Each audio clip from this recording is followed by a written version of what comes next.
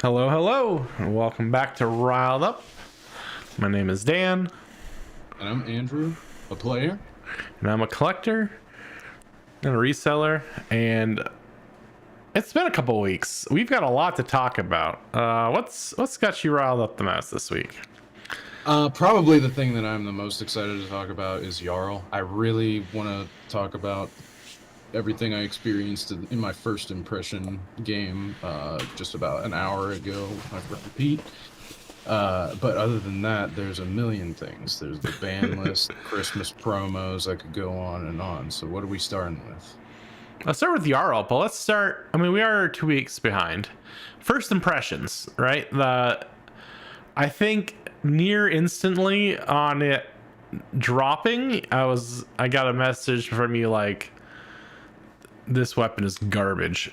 So how do you feel about it? I wanted to I know we're going to do an over-under game earlier, so I've got a little over-under game for you. How many times did I swing my weapon over under one? Twice. Wrong. 0. Really? Yeah, I built a deck with just like the standard good earth cards, a good set of ice cards, enough to be able to do the channel Mount Eisen thing. I ended up beating him on Dash.io, and I broke his Teklo heart, but he was having some issues with Talishar. It was a really close game. But honestly, there were so many times I was like, wow, this would be great if this weapon didn't cost 6. But it is what it is. It was still a pretty good game just for the simple fact that the Earth and Ice cards that they made for Jarl are really good. I think that was kind of like when we were first talking about it. Well, I honestly thought they would just have more, maybe like polearm support or something else that would help, but None of that. none of that. It's mostly Mangle support. To be honest, Gauntlets of the Boreal Domain is pretty cool. I mean, obviously it should be cool. That's the reason that they upped the price of the Armory decks. If I see one complaint online about it, it's the fact that they're charging more because they decided to make something a legend. Which I don't really mind. I feel like, they want legends to cost a certain amount of money, and you do that by charging more for it. I feel like that's just business. Like, they don't want a legend that is worth $1, even though they've probably done that a few times.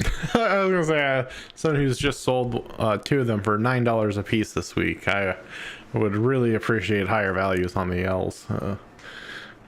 Yeah, well, I will say the Gauntlets of Boreal Domain are pretty good. If they reprint Jarl eventually in another set, and you have to go back and like get the gauntlets, if they don't reprint the deck, I mean, it'll be important, I think, anyway. Mostly because Mangle being searchable off the block, like it changes the math because you just get a Mangle in your hand out of thin air sometimes. Yeah, I was trying to look through, see if there's anything else that really stood out. Actually, the one thing that did stand out is some of these cards, like the Amulet of Ice, the Winter's Bite, the Polar Blast, and the Winter's Grasp, I think were all cards that we had talked about moving early on, and it's weird to see them all reprinted. Well, I did expect a bunch of reprints, and I hope that you made your money off Exposed to the Elements before they threw 3 copies in here.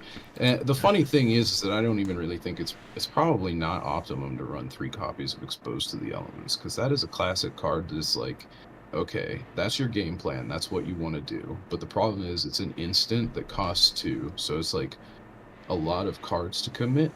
And if you draw 2 Exposed to the Elements at the same time, that's such hot trash, it's not even funny. Yeah, and I mean, I think I'm okay with them like reprinting some stuff. I'm honestly I was thinking about it. I don't even mind as much them putting unique cards into like the armory decks or the blitz decks, but like if anything gets reprinted into a main set, it should be those, like those one-offs. So, or another way to get it outside of just buying decks, because ideally, maybe we'll jump into it a little bit. There's a big James White interview that was out this week that we watched. And the one thing that I kind of harped on in our talks over the last couple of years is the same thing that James was saying that they're actually looking at, was like, ease of entry and using the decks as a jumping off point, right? There was the kid who got the Kaio deck. I think it was a Kaio deck. And then just went, straight into an armory and then straight into, or went to Worlds, not to compete at Worlds, but now there is the caveat there that somebody clearly helped them and was like, here, you need Blood Rush Bellows. I mean, maybe they looked it up beforehand and they knew, like, hey, I'm gonna get this deck and then I'm gonna get some Blood Rush Bellows, but I think it was something like 6 cards he added and he still did 2 and 2. Yeah, but I mean, my thing has always been like, save the decks for the new people. I know you're always like, oh well, there's only one of this, you need 3 for the deck, so now like everyone who does this hero competitively has to buy 3 of these armory decks, and that's 3 armory decks out of the hands of new people. Yeah, that isn't how it works. No, every single card in here is 3 copies. The only people that are buying this one, but I mean, no. I don't believe that there was any like necessary card that you needed to buy 3 copies of the deck for. The only time you have to do that is if you want the rainbow foils, because you only get 1 rainbow foil of each of the M's. Like, I assume the Unforgetting, Unforgiving, the Channel Mount Eisen, and the gauntlets and then all the equipment. Like, I think that those will all be rainbow foil. At least 1 copy will be. Oh, Frozen to Death too, I think. Hopefully, because it would be nice to have that extra value of putting 3. Every single new card should have 1 rainbow foil each in here. Which is also adding to the value, because that's more they only did 2 rainbow foil in deck cards for the other armory heroes. So if they did it for every unique card, then there would be 4 rainbow foils in deck for this, which I don't know if I'm wishful thinking there or not, but I hope so. Yeah, but it was still, I don't know, it seemed like one of the, I think we've argued a couple times about it, but I'm really think these decks should be for the dude who just rolls up to it and is like, oh, I'm kind of interested, let's give it a shot, instead of the more hardcore players, which seems to be the people actually buying them up, because I don't think collectors are buying these. Most decks do not retain their value. You can buy boxes of blitz decks for super cheap a lot of the times. Well, those are blitz decks. I would like to know, like you can't, the blitz decks are pretty bad. There's nothing in there that anybody really wants. I think the first strike decks are the first time they've done something in the blitz decks that people would actually need to buy them for, because you can get, I forget what the name of the lightning card is. It's like Sizzle or something, and then there's Flourish in the Earth first strike deck.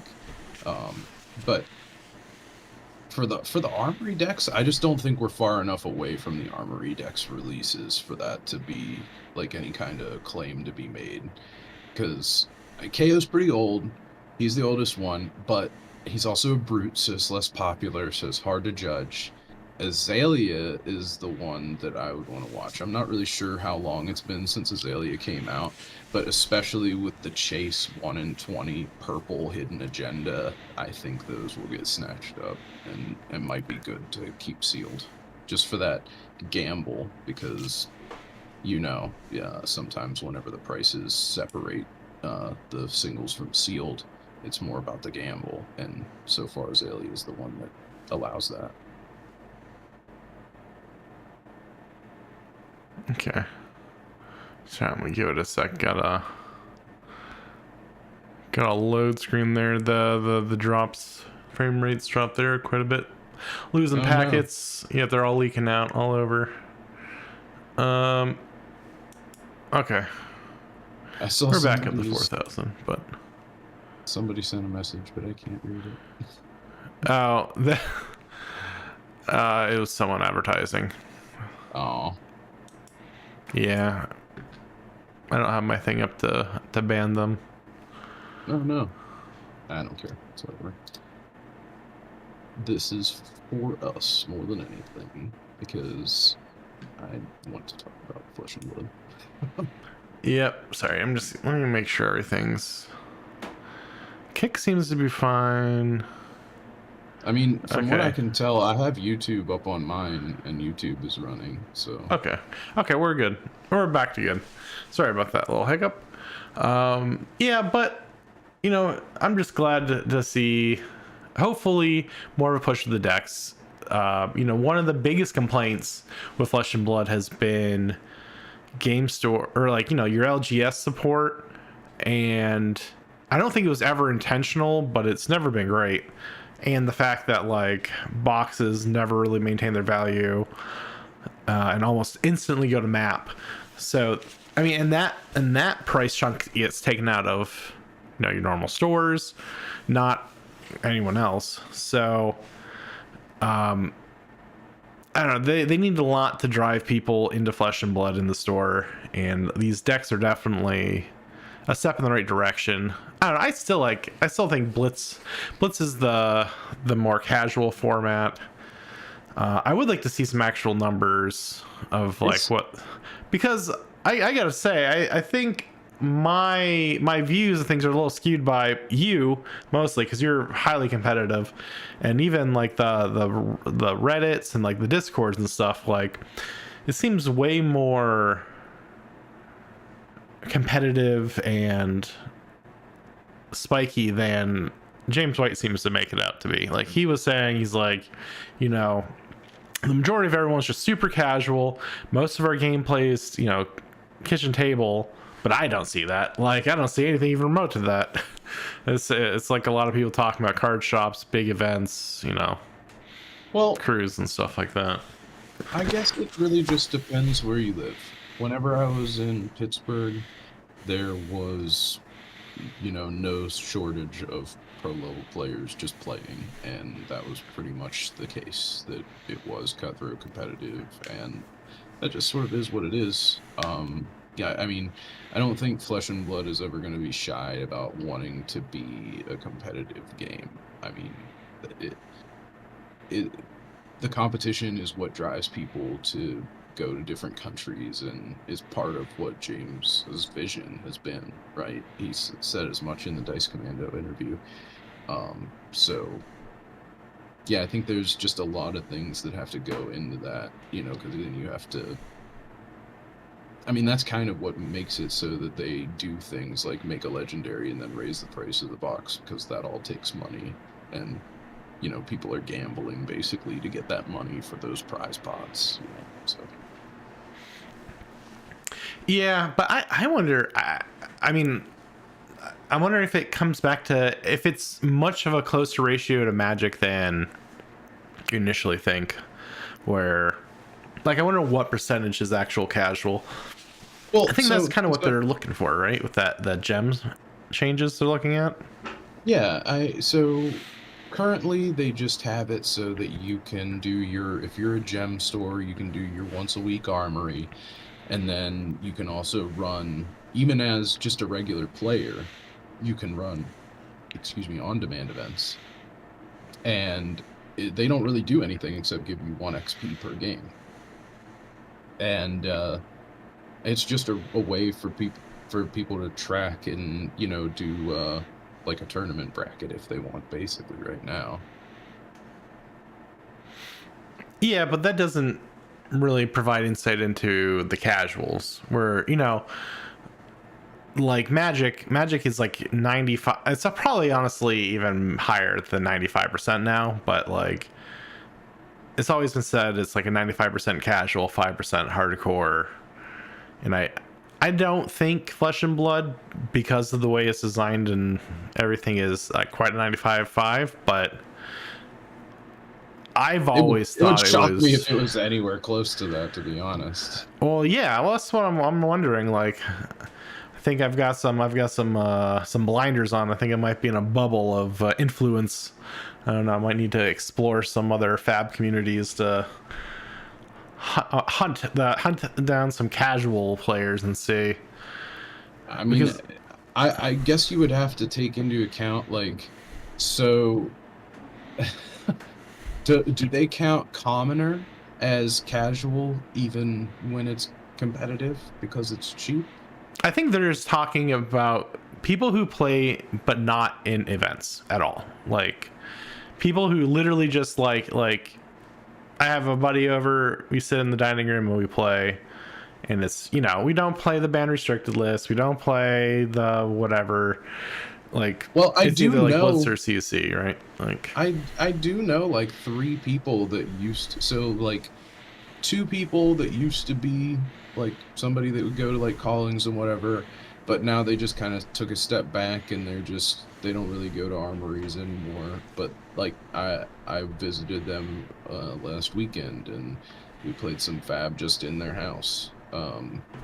Me and my wife, we play fab all the time.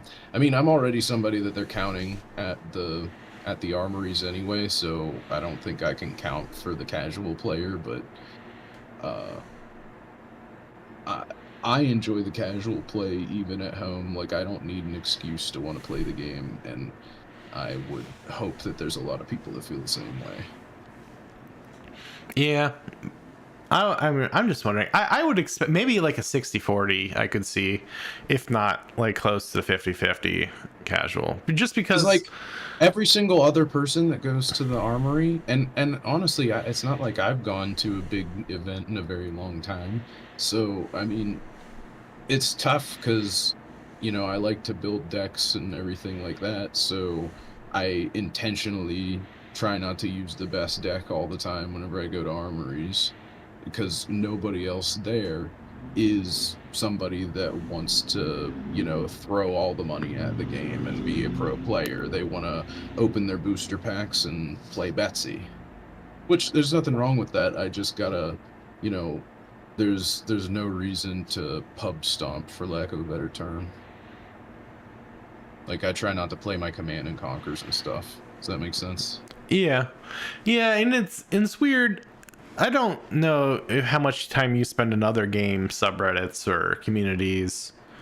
I dip in every once in a while if I'm trying to like get the vibe of another game that I'm looking to like buy bulk on or buy some sealed of. But I go into like Lorcana, I go into One Piece, I go into Magic a lot actually. Well, mainly because I sell a ton of Magic, but the amount of people talking about like Friday Night Magic or competitive events is just like nearly non-existent.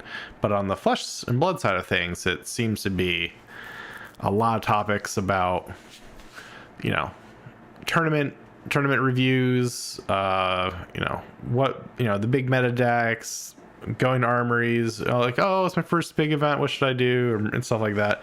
And it does seem way more tournament focused, which is why I was really thrown off by James saying it's definitely casual heavy. But I mean, I could believe it if he's got metrics for,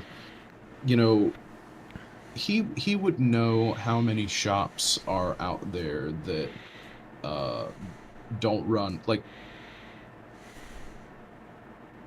let's say your shop that doesn't have enough people that want to have an armory every week. There's only like 1 or 2 people, but like, do they still order product for those 1 or 2 people who are probably buying said product? Especially if it's not like, you could just buy it like a case at a time as a store owner. So if you just happen to have like 1 or 2 casuals that want to buy some boxes to crack, James White would be the person that would have all of that data if there are stores like that, right?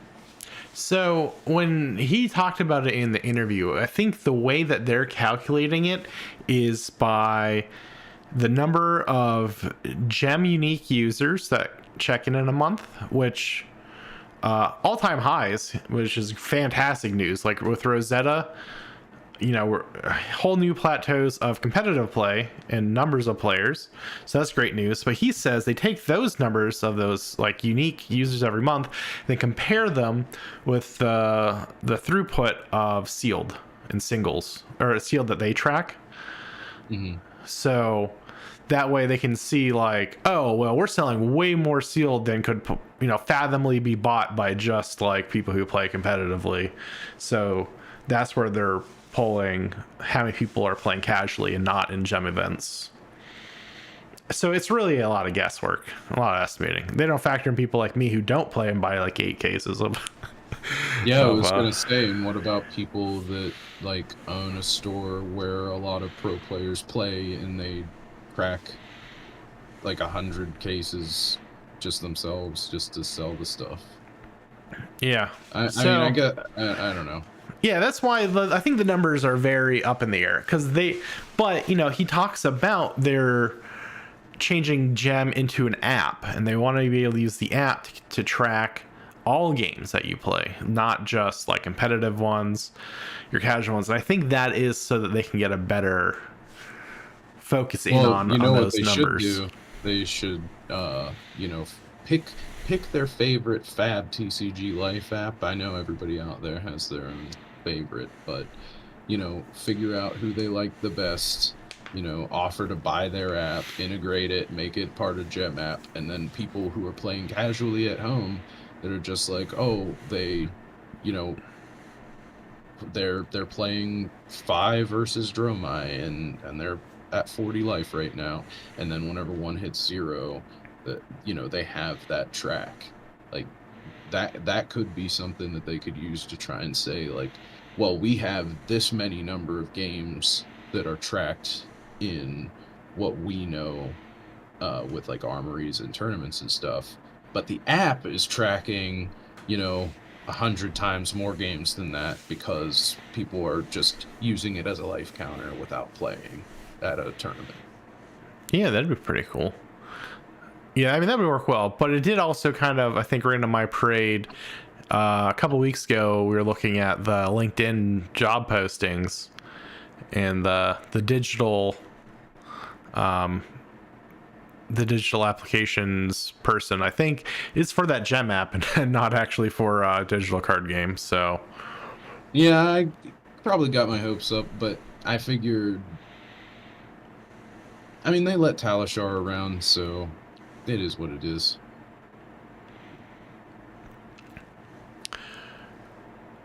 The other, I guess we'll just keep diving into the James White interview a bit. The other thing that kind of really stuck out to me was they're talking sweet spots for heroes, right? Because a lot of the talk had to do with the Living Legend systems.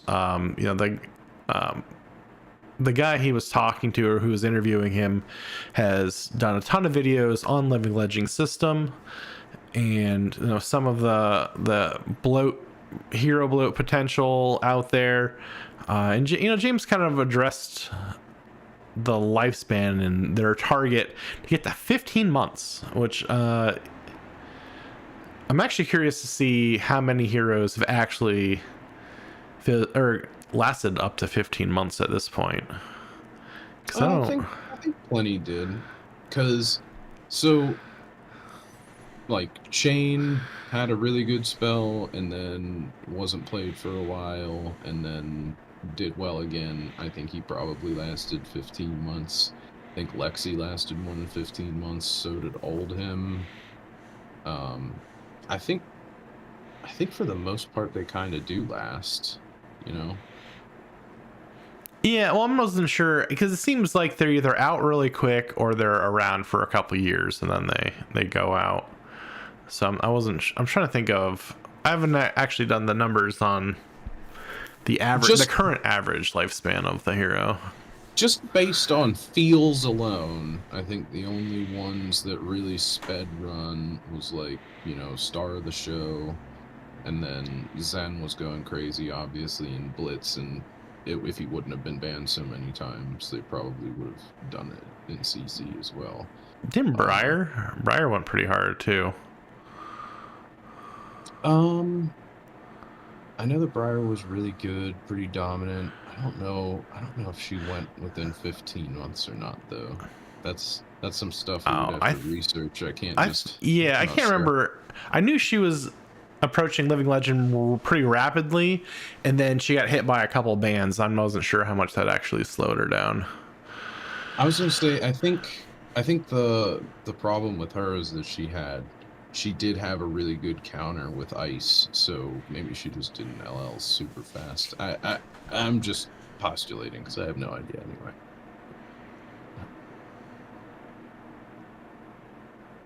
But for the most part, I really don't think the heroes are LLing too fast.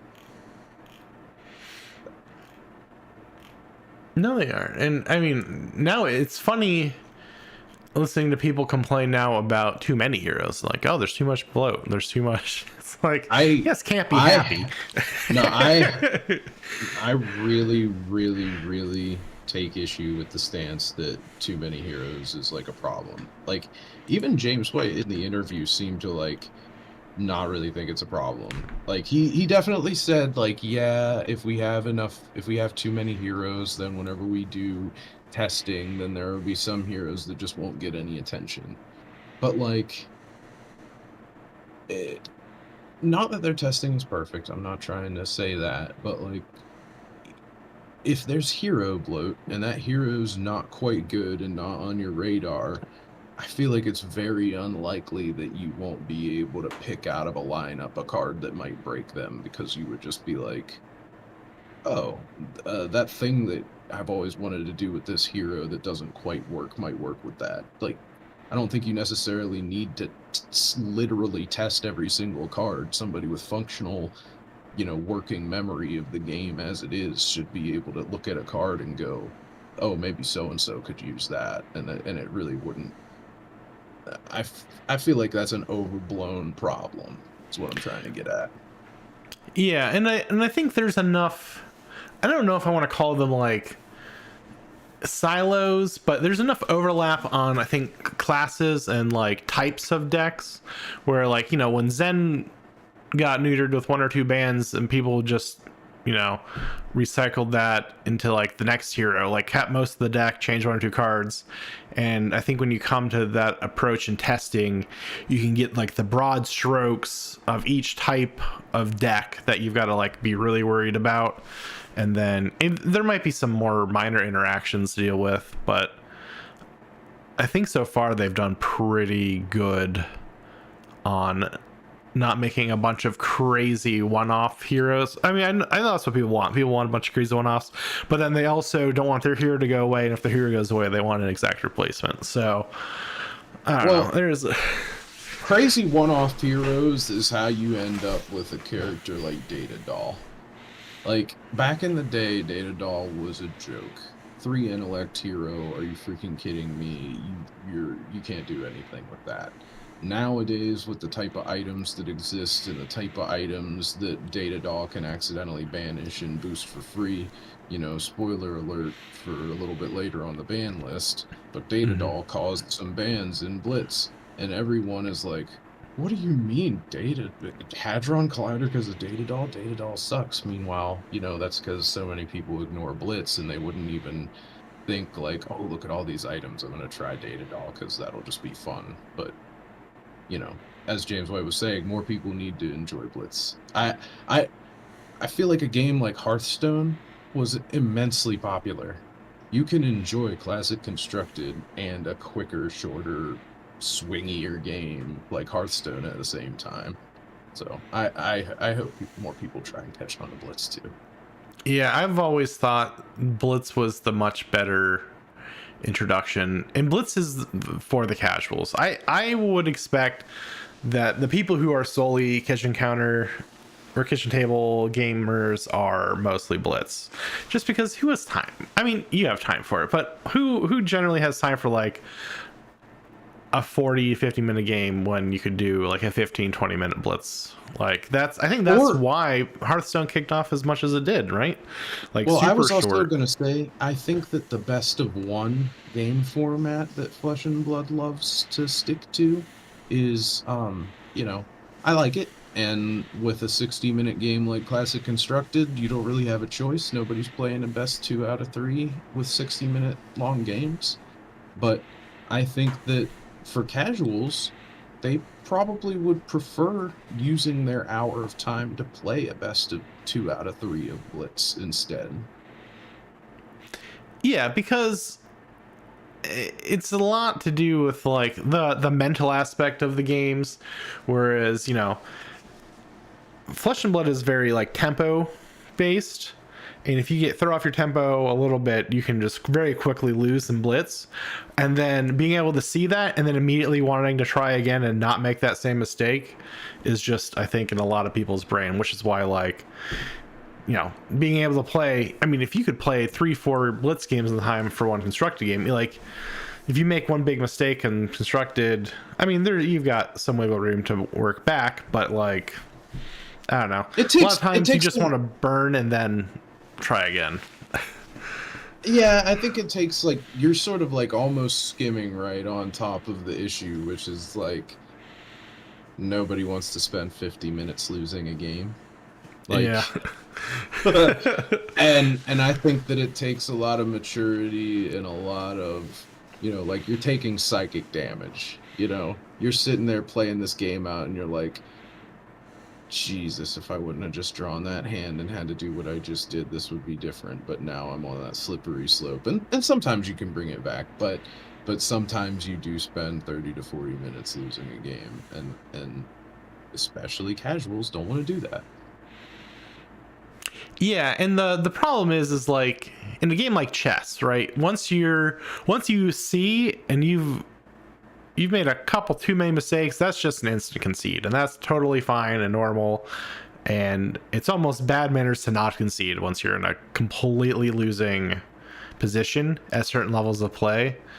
But I think Flesh and Blood still, like, there's always that dangle of like, well, your opponent could really make one mistake, why not try and finish out the last 30 minutes and see if you can like take advantage of a mistake. And I think that there's a whole entire culture that sort of mutated out of Magic the Gathering's pro scene that made it so that it's not really like ever since the beginning of my time playing Flesh and Blood, there has been, I think they've probably changed the rules at least once, like, or at least like tried to make them more clear, but there's a real sense of like people have been bullied into conceding before. We don't want to have that happen. We don't want to have this clicky, you take turns conceding to get into the top tables. Like Flesh and Blood does not really like that very much, especially whenever it's like, oh, there's somebody that's not even on your team, and like maybe your friend will go up to them and just be like, come on, man, you're not even going to the big tournament, can't you just concede? And that type of mindset happens in pro scenes sometimes, and I think that's why it's frowned, like, I don't want to say it's frowned upon to concede, because like it's great to just concede if you're going to concede, but they do have some rules around conceding, because I think that there can be some problems if the game makers themselves don't try to take some sort of stance against doing that to somebody. Yeah, but like I said, I mean, the whole thing can make the game feel real bad for the casual or the people who are just trying to get into the game. So that's why I wanted them to push more on the Blitz. They've said they're gonna work more on the QA side for Blitz, because really they were just kind of concentrating on constructed. So I don't know, we'll see how it works out. He also made some comments about like the crack and play format, which I never really think about, but the more I think about it, the more I like it. I'm not sure how many people do that, like just buy 3 boosters and go. I've played crack and play with bright lights, and that's it. But that was because they actually, told stores to host events with the crack shuffle play form. Yeah, but I mean, as someone who likes drafting more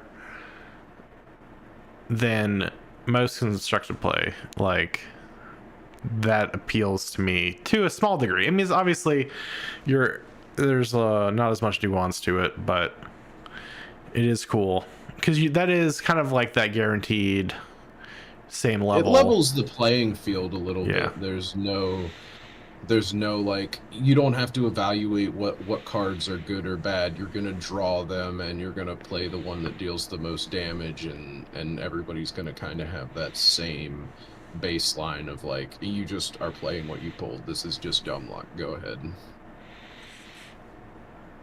Yeah, which is nice. I mean, especially if if That's you're what playing people against want. people. People Yeah. dumb luck.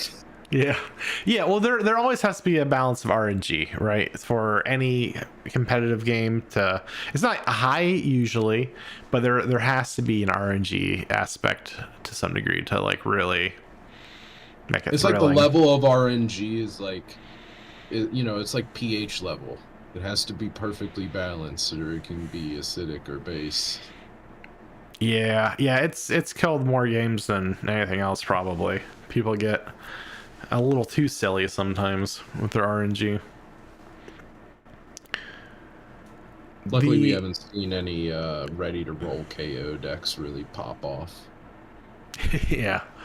Yeah, that was I'm going to dive into worlds a little bit here.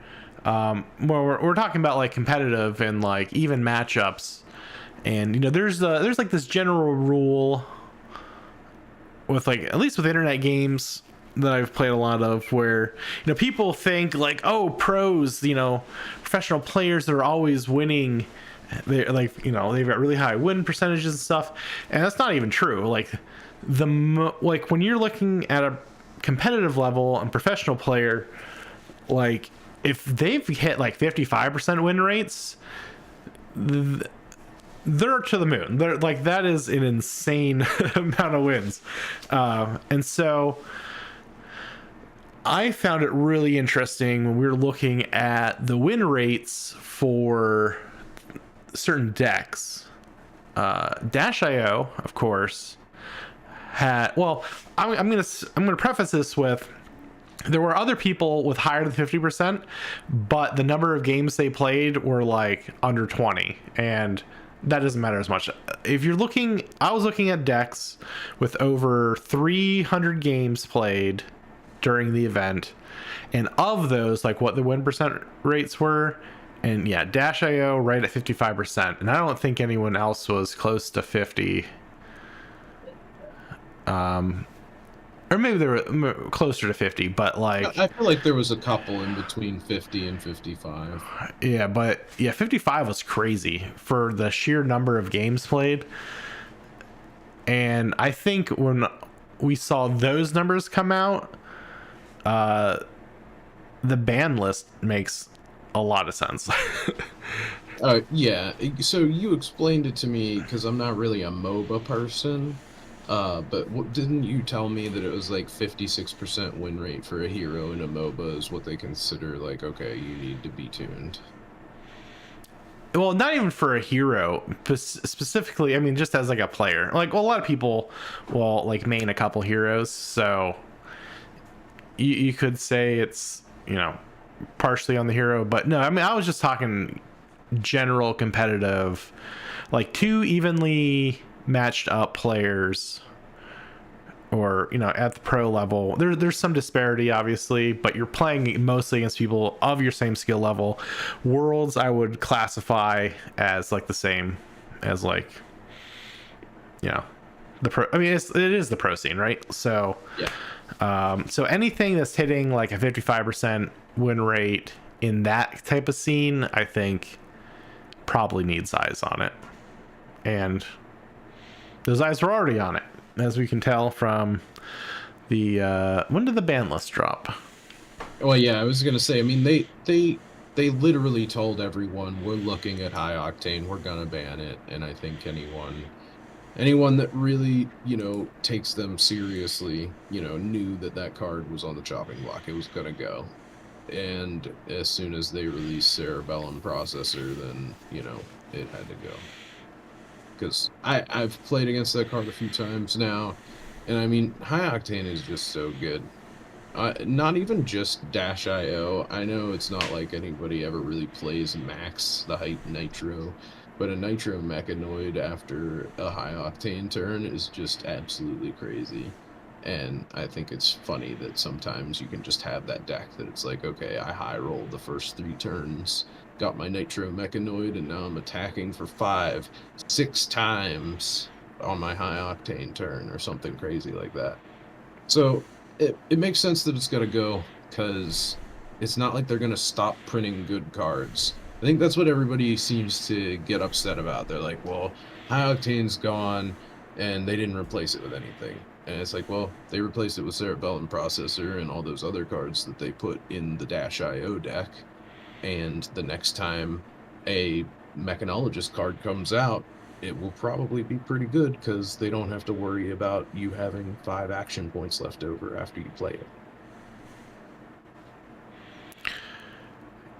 Yeah, and that's, I mean, and that kind of swings in both ways. Like, when we were talking, back to when Jarl's like weapon got launched, you're like, oh, it's dog water, blah. And I'm like, well, I don't know. With the new, or except the the new design and development principles that they released, it just seems like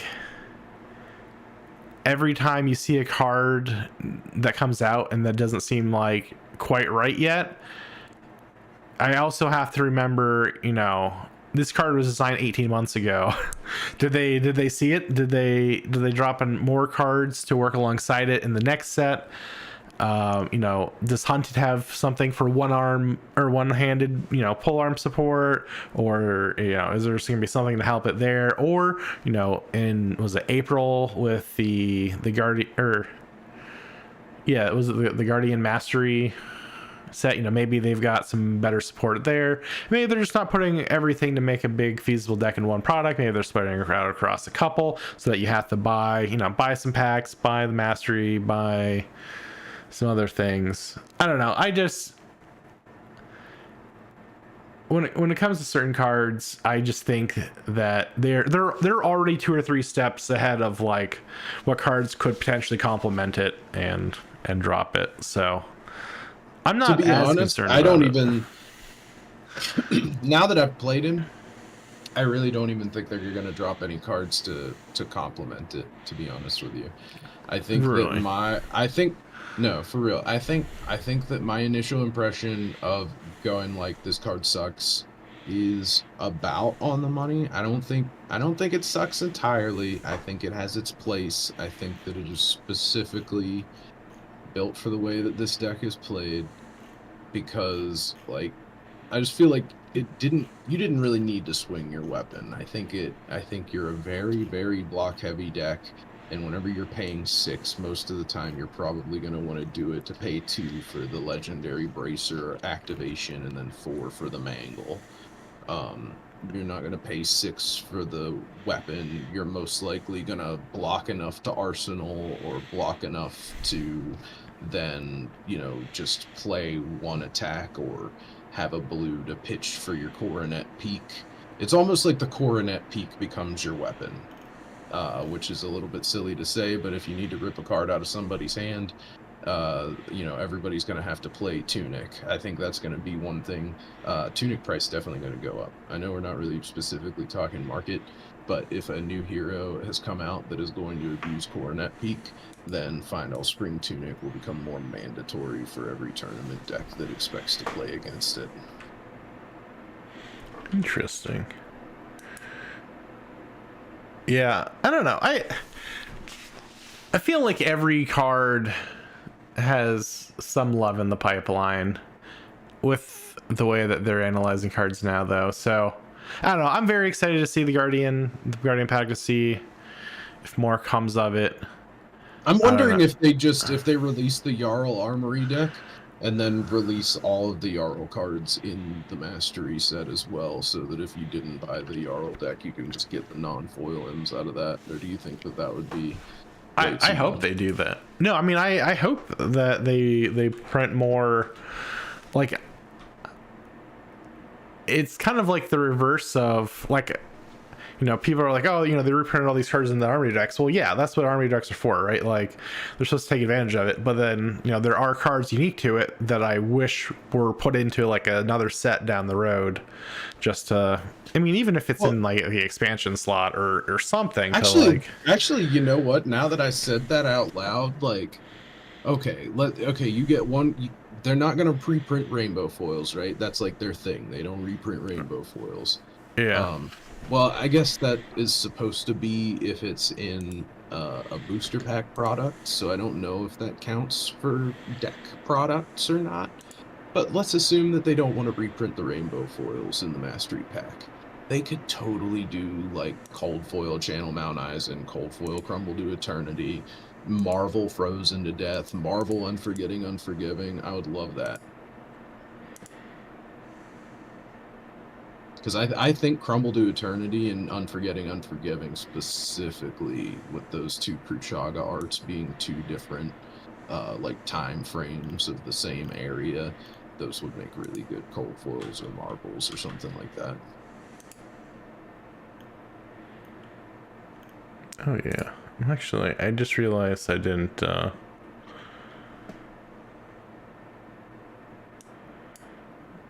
send you this week's orders. I had a bunch of weird polls I wanted you to look at what we were talking about.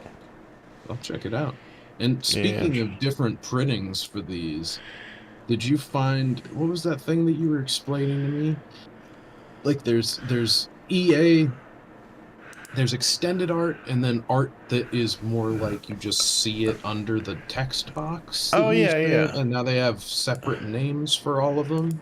I should have picked up the or let me pop on TCG Play real fast. Let me grab some examples of this.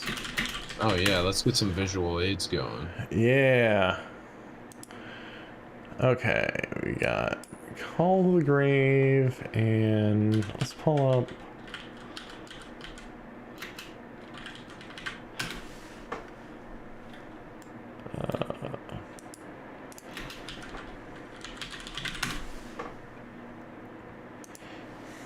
Oh, I don't know if you. I just checked in our YouTube.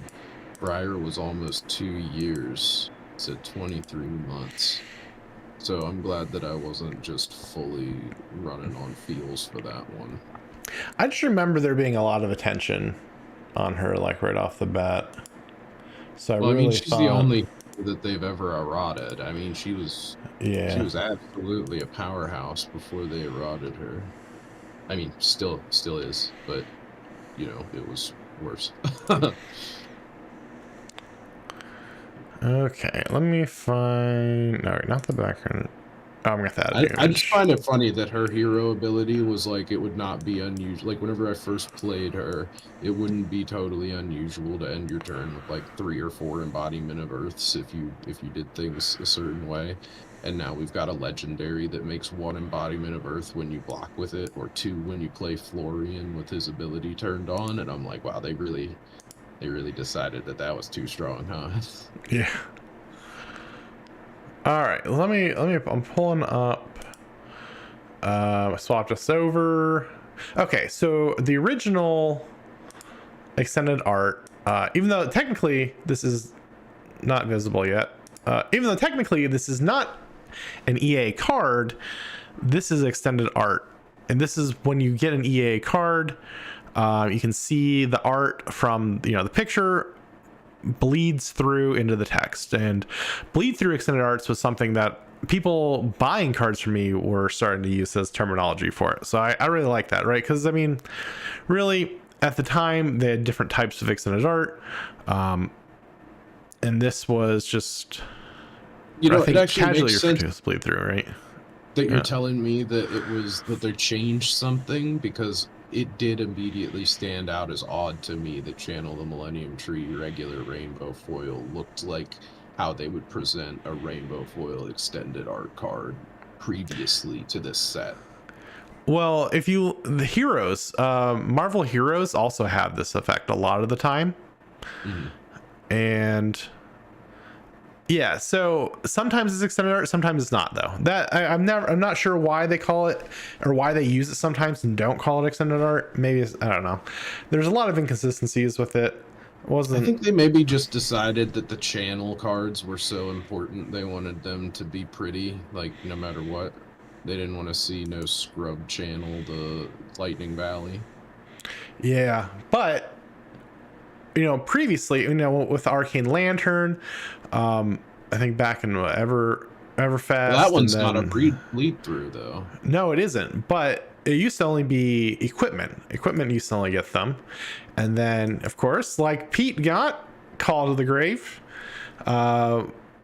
This they also call it extended art, and it does bleed through a bit down here, but obviously it's bigger. This is where like a bunch of the shields have like this big, you can't see my mouse. Just pretend I'm pointing at how big and massive this art section is, and they just call it extended art in everything. And in fact, if you look at like the Christmas Trembles we'll be looking at shortly, they still call this style in the old marketing material extended art, but now no. Bleed through is not official. It's not an official term. That's the casual term. They call this now micro extended art, which I'm not thrilled about the name. I think it's a bad name, but at least it has a separate name to differentiate between this style and then the other type of extended art. Okay, so the Call to the Grave that we've got on the screen right now, that is what they're calling extended art. No, this is micro extended art. So you're telling me the one with the bigger art is the micro extended art? Yes. Damn it. I know. The name doesn't make sense, but I'm glad that there are at least different names. Maybe they'll workshop the name a little bit. But you know what grinds my gears? Yeah, naming the thing with the bigger art the micro one. Yeah, it was kind of like micro USB, right? That's Did they shorten micro text box? I guess. No. I mean, I'm trying to defend them on it a little bit, but it irritates the hell out of me that the bigger art is called micro EA. Yeah, I'm not really sure what it should be the other way around. It should be the other way around, but there it is. That was the big change I noticed in the Collector Center. Actually, the other thing I noticed in the Collector Center, they didn't short print anything this time in the Majestic slots. Nothing in the Majestic slots. Nothing that they talked about. I noticed that when I was calculating the EV. I don't think Mistveil did either, actually. Wasn't Mistveil was the first one? I think Mistveil was the first one they didn't short print. I can double check that super fast. I thought that they just didn't tell you what they short printed for longer than they didn't tell you what the print run is, or whatever it was. I don't think so. At least, I mean, in prior sets, they tell you pretty right off the bat. Well, maybe they just don't short print anything anymore. That would be nice. Yeah, I don't really think short printing ever did exactly what they want. I think there is a degree of short printing on anything in the expansion slot that we don't really understand yet and hasn't been talked about. I feel like the only time short printing ever mattered was the time they fucked it up. Right. That surgical extraction was a real asshole to get 3 copies of for a while there.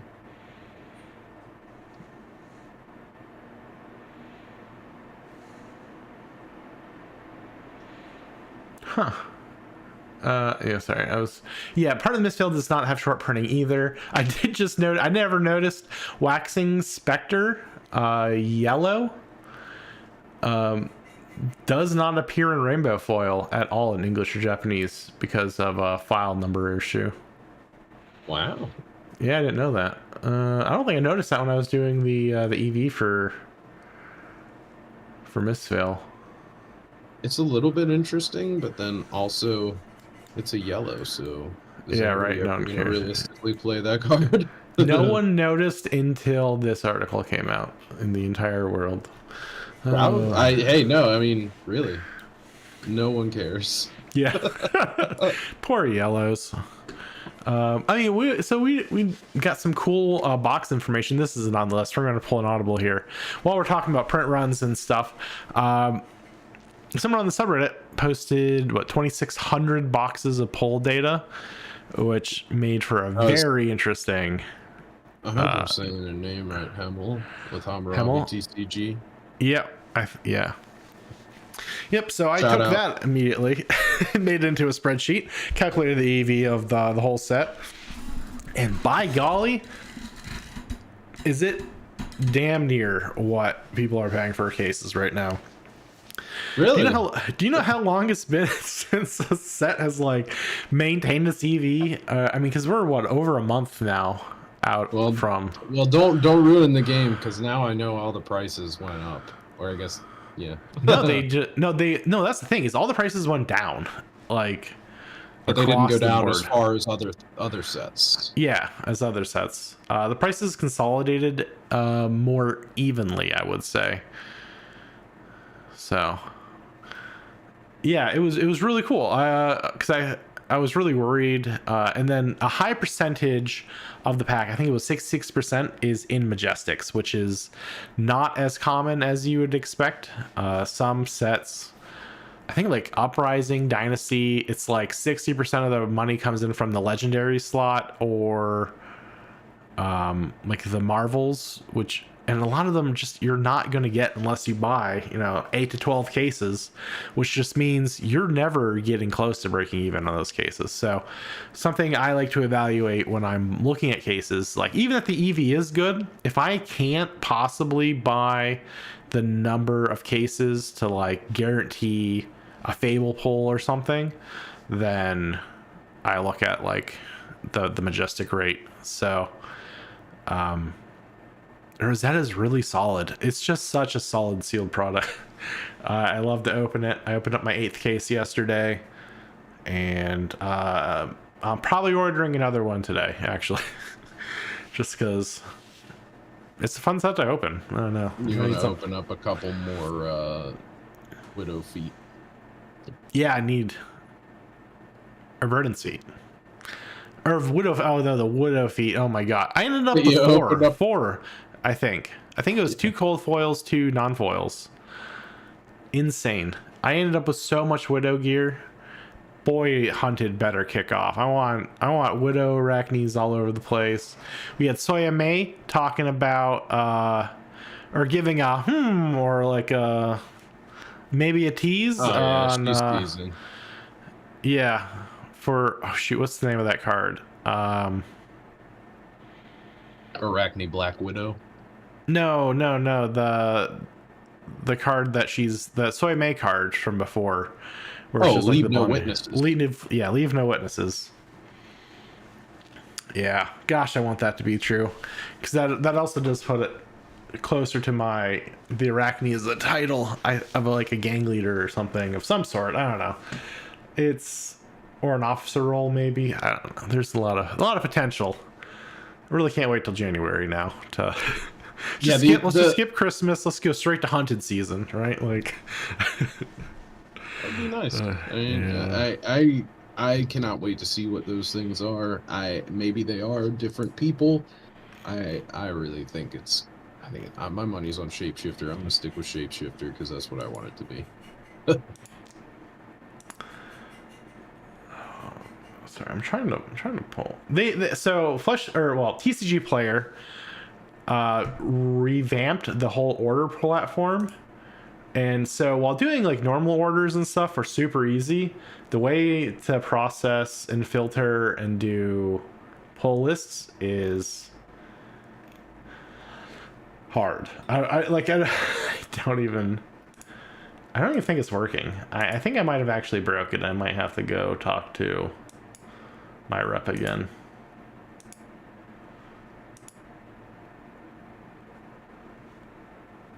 Geez. Since we were talking about the Hunted, why don't we step on over to reprints? What do you think about any possible reprints in the Hunted? So there's a lot of draconic cards that could come back. There's a lot of cards that aren't draconic that maybe people would hope they reprint. If they want to stick towards, spreading the value in the Majestic slot, they could reprint Command and Conquer. Shit, reprint Warmonger's Diplomacy in the same pack. Put them both in the same pack. See if you can make a pack actually valuable. So many people would be so mad. I think that they're finally moving away from just reprinting the same crap over and over and over again. And I think that they're finally really pivoting to making just better cards, right? Like I said, there's always got to be a level of power creep. And I know you're saying, like, you know, Tunic's gonna be the new hotness again, or I don't think it was ever not the new hotness, but I mean, it has its moments. It cools off. I mean, the thing used to be over $200. Yeah, and you can't even get that in a graded one at this point. I think I had a PSA 9 Tunic. I think even that only sold for like, well, I think it sold for like maybe it was 200, but yeah, I don't know. I think that the real fix is don't keep reprinting.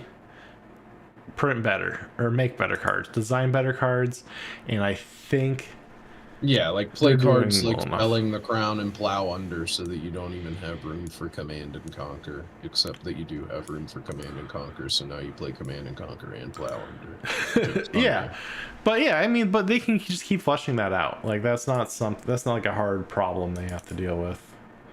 I'm kind of fine with it either way, but I'm fully invested in the game, so I'm just here for the ride.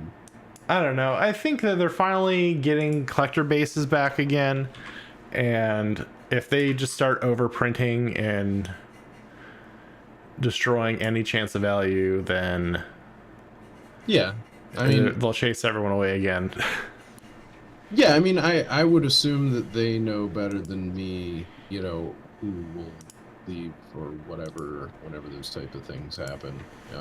I just know I won't leave regardless, so.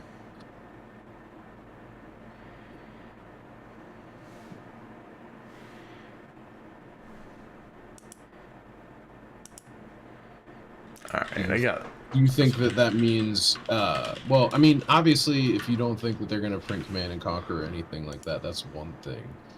But, you know, there's one thing I was thinking about, that the last time that we were in Volcor, they, you know, did the Majestic Command, or the Fabled Command and Conquer.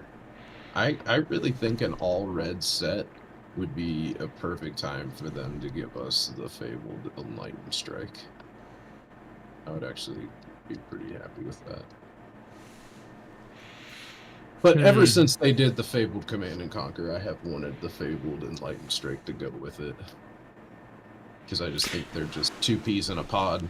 Yeah, with how rare they are, I think that's a perfectly fine way to do reprints, because you're not even, I mean, those are reprints for collectors, which the Fable slot in most sets aren't playable.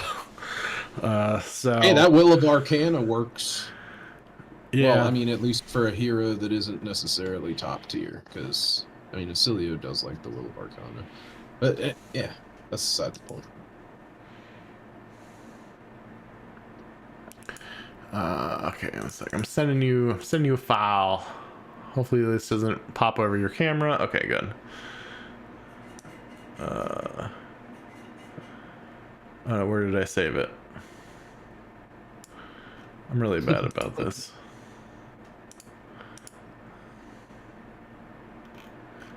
Try and do some live sale reactions. Live sale reactions. 280 unique card sales across 84 orders. Or is this 3 weeks of sales? 2 weeks. 2 weeks. Okay. So. I still don't have it. Oh, because they didn't hit send. Pretty important part. Yeah. It's pretty. It's popping. I gotta tell you, I really expected after Worlds things to die down a bit. Especially, you know, a month after a set, usually sales dry up. But it is not happening this time around. The blinging is in full force. I think I talked about that a bit last time. Marvels are flying off the shelf. Foils are moving. Love to see it. Yeah, I was gonna say, does this have foils listed in it? Does it say foil anywhere? Under condition, they're listed as foil. Oh, okay. If they're okay, so there's just not a lot of foils. Oh, there they are. Yeah, they're usually at the bottom. Okay. For that's just the way that the inventory system works. It's real fun designing your personal inventory around TCG's inventory, because I've got, like, whenever you print out the list, you've got to like pull in a certain order, so you have to like, I have to have separate boxes for all the foil cards. But how in the heck? How is Cracked Bobble a thing that you sold 10 of? Is that just one person that bought 10 of them? Yep, at a dime a piece. I was like, wild. ooh. Wild. Yeah, I love selling the tokens. Like I said, I sold almost full puzzles of everyone. They had already had one of the Aurora pieces. I was talking to them, and they did not buy the Verdant's feet, but all puzzle pieces minus Verdant's feet came out at, I think, $9.80. So Wow. yeah, I've got a lot of seeing puzzles. all these like 6 Winters Grasp the blue. Whoever bought those, they're sad they didn't just wait for the deck to come out. They didn't even get the foils. If you're gonna get Winter's Grasp, buy the foil Winter's Grasp, because you're not gonna get the foil out of the Jarl deck. Yeah, I was sad only eight knives out have sold so far. I still think that's more than the 0 knives out that sold for the entire time prior to now. Yeah, but I did expect more. I only listed 20 of them. I mean, I've got like 50. Well, I don't think there are that many people that are like super wild about like, oh yeah, I'm definitely just gonna guess that this is a hero that's gonna be able to abuse Knives Out. I mean, I certainly hope so. Knives Out has such a sick art. It's like menacing. Yeah. I want that to be a playable card.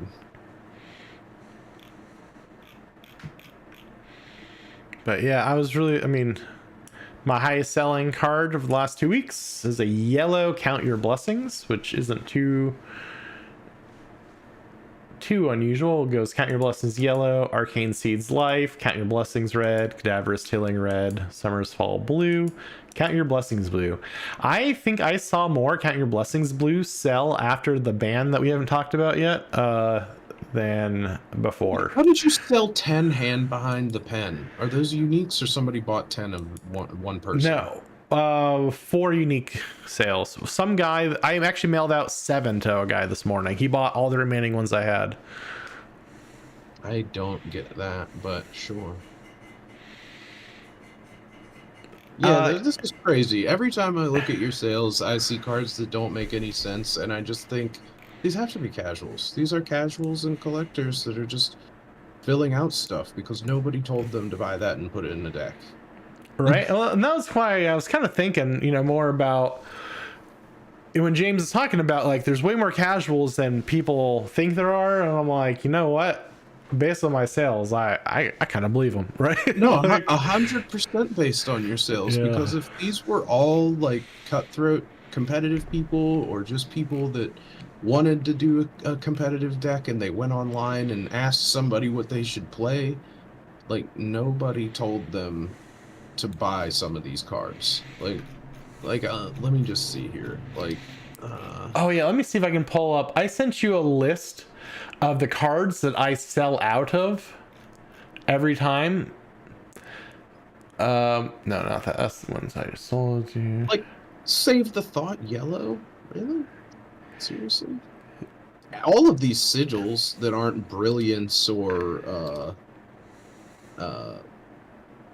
the other good Majestic one, but like Sigil of the Arknight, Sigil of Sanctuary, Sigil of Deadwood, Sigil of Cycles, like, those should not be selling. Yeah, so I went through my inventory currently listed for sale, because so every time I open a case, usually the first like 4 I'll put all the commons up, and then I only do like rares higher and tokens, just because tokens are super easy to sort. Oh my But God, hold on. Wait, no, there's one more that I've got to say. This is I just saw a buy that I think has to be just like the person that bought this is somebody that plays the game and maybe just doesn't have the biggest budget. Whoever bought 3 Gravekeeping Yellow, I feel like because we really do clown on yellow cards, but there's also one thing that yellows do that a lot of times is not talked about, and that's meet like number breakpoints. So something that's red is if there's a 1 cost red 5, then it would make more sense to play the yellow to not hamstring your pitch curve as much if all you care about is just having a breakpoint, because 4 is a breakpoint, 5 isn't really a breakpoint. And so, I mean, I just think that's another really great. It's just, to me, that feels like an indicator of somebody who's serious about the game, but also casual at the same time, because they are finding creative solutions.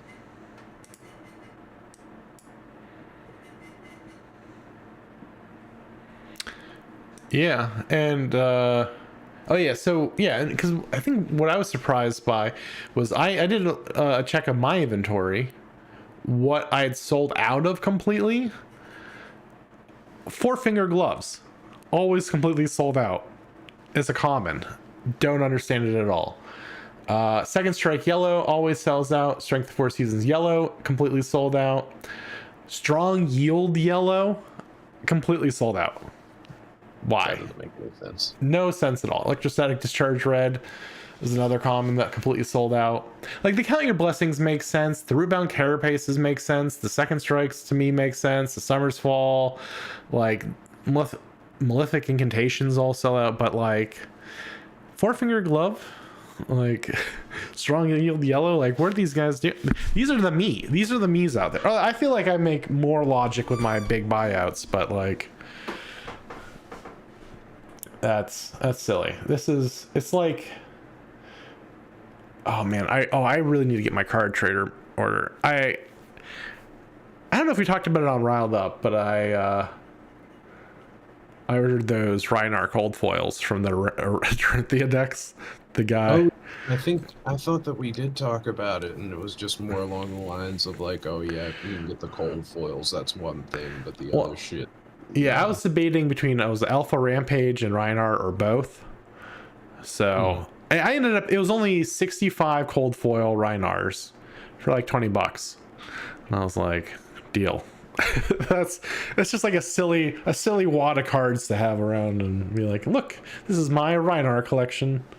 I mean, especially considering he's already living legend in Blitz, so that's just like a UPF thing now. Yeah. But I mean, Rhinar's pretty popular. I like him. He was my first hero. Always had a soft spot.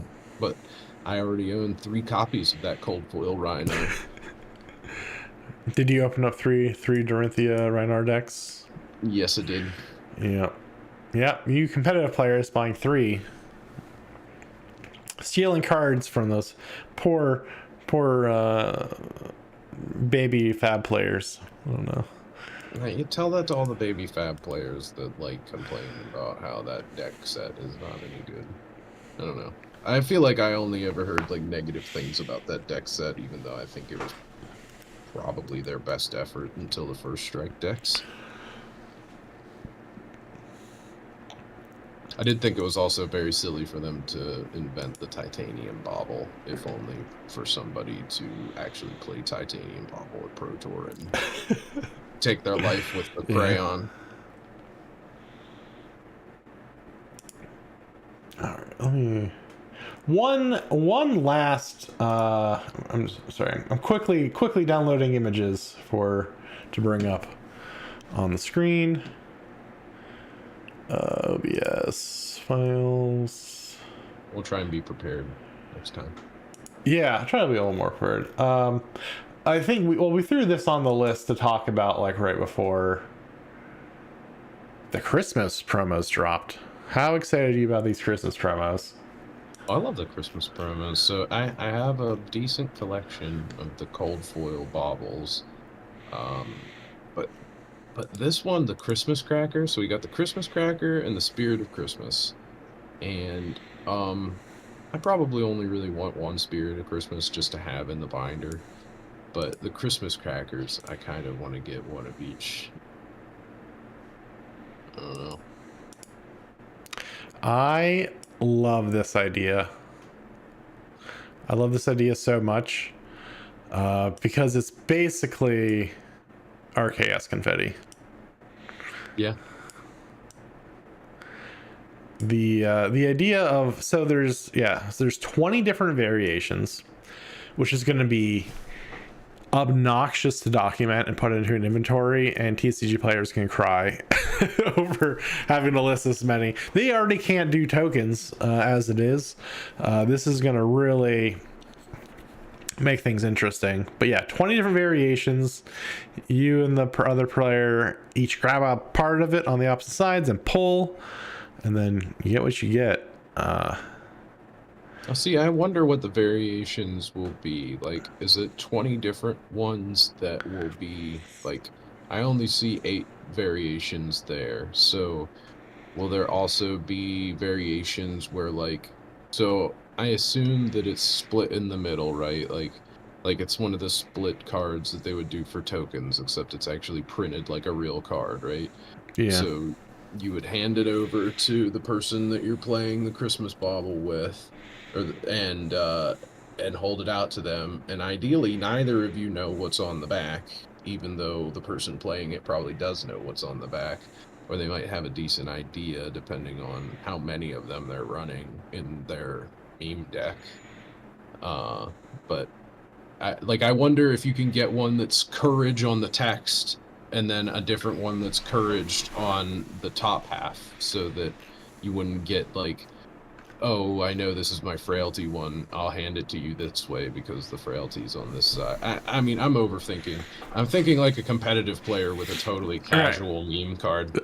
Like trying to like min-max, like I've got to hand it to you this way so I get the rune chant, or you know what I mean? I'm being silly.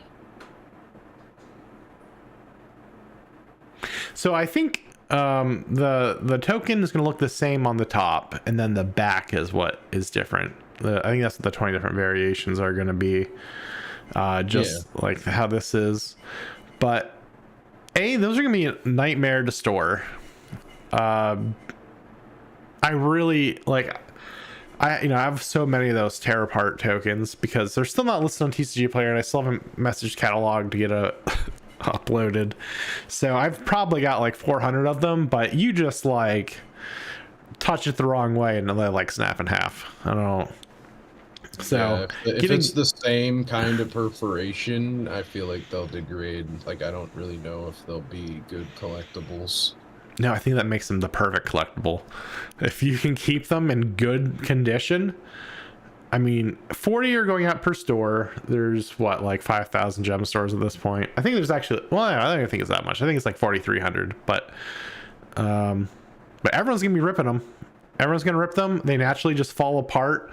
So being able to keep one in like good condition, I think, has some real potential for a promo value. And I mean, there's so many of them too, right? There's 20. So in theory, in the perfect world, 2 of each variation goes to every store. Mm-hmm. And the thing that I'm most excited about with this is you don't have to play to get these cards. Cracker Baubles are the first 40 people to spend more than $20 on Flesh and Blood stuff at your store. They just get one. So that's pretty cool. Yeah, I don't think they've done that before, have they? Is this the first time? They do buy a box promos sometimes. I think this is the first time they've ever said this is a promo for somebody who spends like any amount. Like $20 is not buying you a box. $20 is like I'm buying 5 packs, so I'll get a cracker bauble. Yeah. So that's pretty nice. I mean, it's spirit of Christmas. Makes sense. And yeah, and it's a good way for people who don't want to play to still get some cool promos. I like that a lot. And then of course the thing everyone's really excited about is obviously the micro extended art count your blessings. It's oh come on. No, that's oh yeah, yeah, yeah. Well, I thought you were talking about the Spirit of Christmas, but I got confused again. Yeah, I'm trying to blow it up a little here, move it. Yeah, those count your blessings are very nice. And you can even play 2 of them, so that's even better. So, yeah, there's only one of them is banned. I think it's hilarious that they banned one of them and made it the promo the next month. Well, I don't think that they expected to ban them. I think that James White was very much overestimating the populace's patience for wanting to play things like gravekeeping just on the off. Like, I don't think that anyone. I think everyone underestimated how much people hate the card gravekeeping. Like, they just don't want. It's just kryptonite. It's a 1 for 5 that banishes the card from a graveyard, and if you can't play it for a good reason, then it's just like everybody's like, yeah, get it away from me.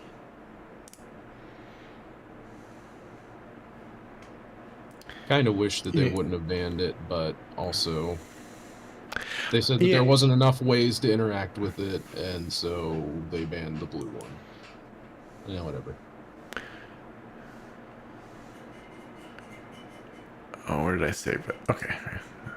Yeah, and well, yeah, I guess to finally get back to that, I guess I wasn't thinking that it was more than. I guess I didn't even think about like the Aurora play with it. All I thought when I saw it was like, well, Verdance was winning 1 game a week, and now, now she just got nerfed into the ground. Even though the ban was intentioned for Aurora decks, so it's sad to see Verdance. Even though I mean Enigma, I don't know, is what you mean, or Enigma, yeah, sorry, Enigma. Yeah. Well, let's go through the rest of the ban list, because we already kind of talked about High Octane. That card's just extra powerful. They had some very specific wording about how they, you know, thought about it. And it makes sense. And Count Your Blessings Blue, you know, I think they just needed to appease people. I think that they just wanted to make that go away. I think there was enough people really upset that it made the game slower than it already is. So I think it's more interesting is the blitz changes, because Belittle going, I thought has been, like, that's a long time coming. They banned Belittle in Classic Constructed a very long time ago because it made the decks too similar. There would be just too many people. They're just like, oh, you just play Belittle Minnowism because you can just search up the cards you need. I think it kind of sucked for Fi, because that was like the way that he could play through Ice, and he had to do a little more deck list tweaking after that. But now Belittle's finally banned in Blitz as well, which I think it probably should have just went whenever it went in CC, so it's kind of deserved. And Zen not being Living Legend anymore, I totally agree with that. I'm glad that they fixed that, because if there are so many casual players out there, you know, just because you're casual doesn't mean that you don't want to follow the ban list. You still kind of want to feel like you're playing the same game as everyone else. So I kind of feel like, you know, even if you're a casual person playing Zen, it would feel bad to be like, oh, well, I know he's banned, but I'm still playing this, like, with your friend or whatever.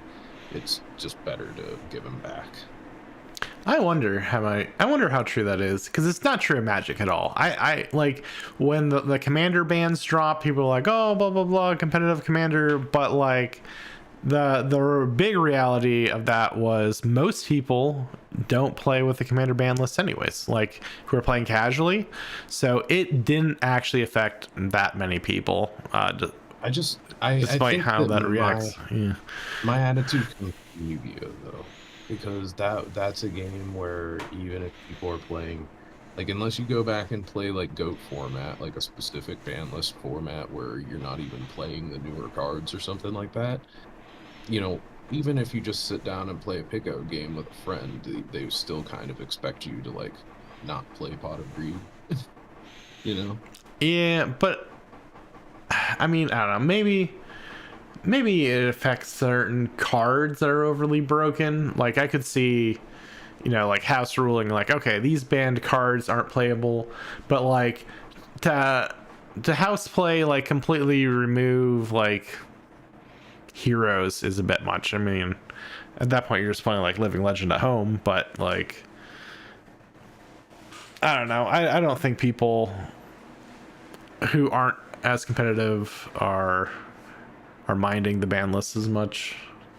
I mean, maybe they aren't. Maybe I'm just, basing that on my own attitude, but I feel like, once a character is LL, sure, I'll play some casual LL with you, but I would not expect, once the deck's LL, then let's just leave it LL. I wouldn't want to use a standard CC list with that anymore, but that's just me. And then Hadron Collider. That's hilarious. That's because there's 6 copies. That's 6 more items that they had to take out of Data Doll's deck list. I'm guessing that the deck is mostly items and just banishes all the items in the world and then has an unbeatable board state after like 2 turns. This is what the one-off heroes do. It makes a hero that's a total joke eventually be absolutely broken, and then they have to ban a card like Hadron Collider, even though it's like, I feel like Hadron Collider is probably the weakest card they've ever banned. Yeah, but usually with these weird one-off bans, like as soon as the hero hits Living Legend, then oh yeah, it comes once right back in, right? Gone, it'll come back. It's just funny that like, they didn't want to ban Boom Grenade or anything because then that takes the fun out of like playing Dash IO or something. But they're just like, what do we do to stop Datadol from being so good, just getting all these free items? And like the only option is to get rid of Hadron Collider. Well, it's not the only option, but I just find it silly. It's not really that strong of a card to end up on a ban list. It's really just there to weaken a deck.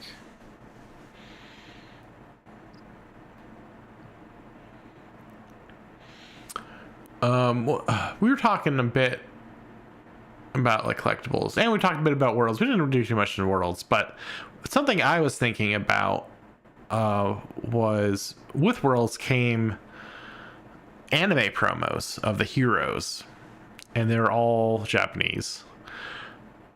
The value, they aren't in higher or lower, so I'll go ahead and tell you. So some hero Japanese prices, right? Those heroes are they're still about 200 a pop.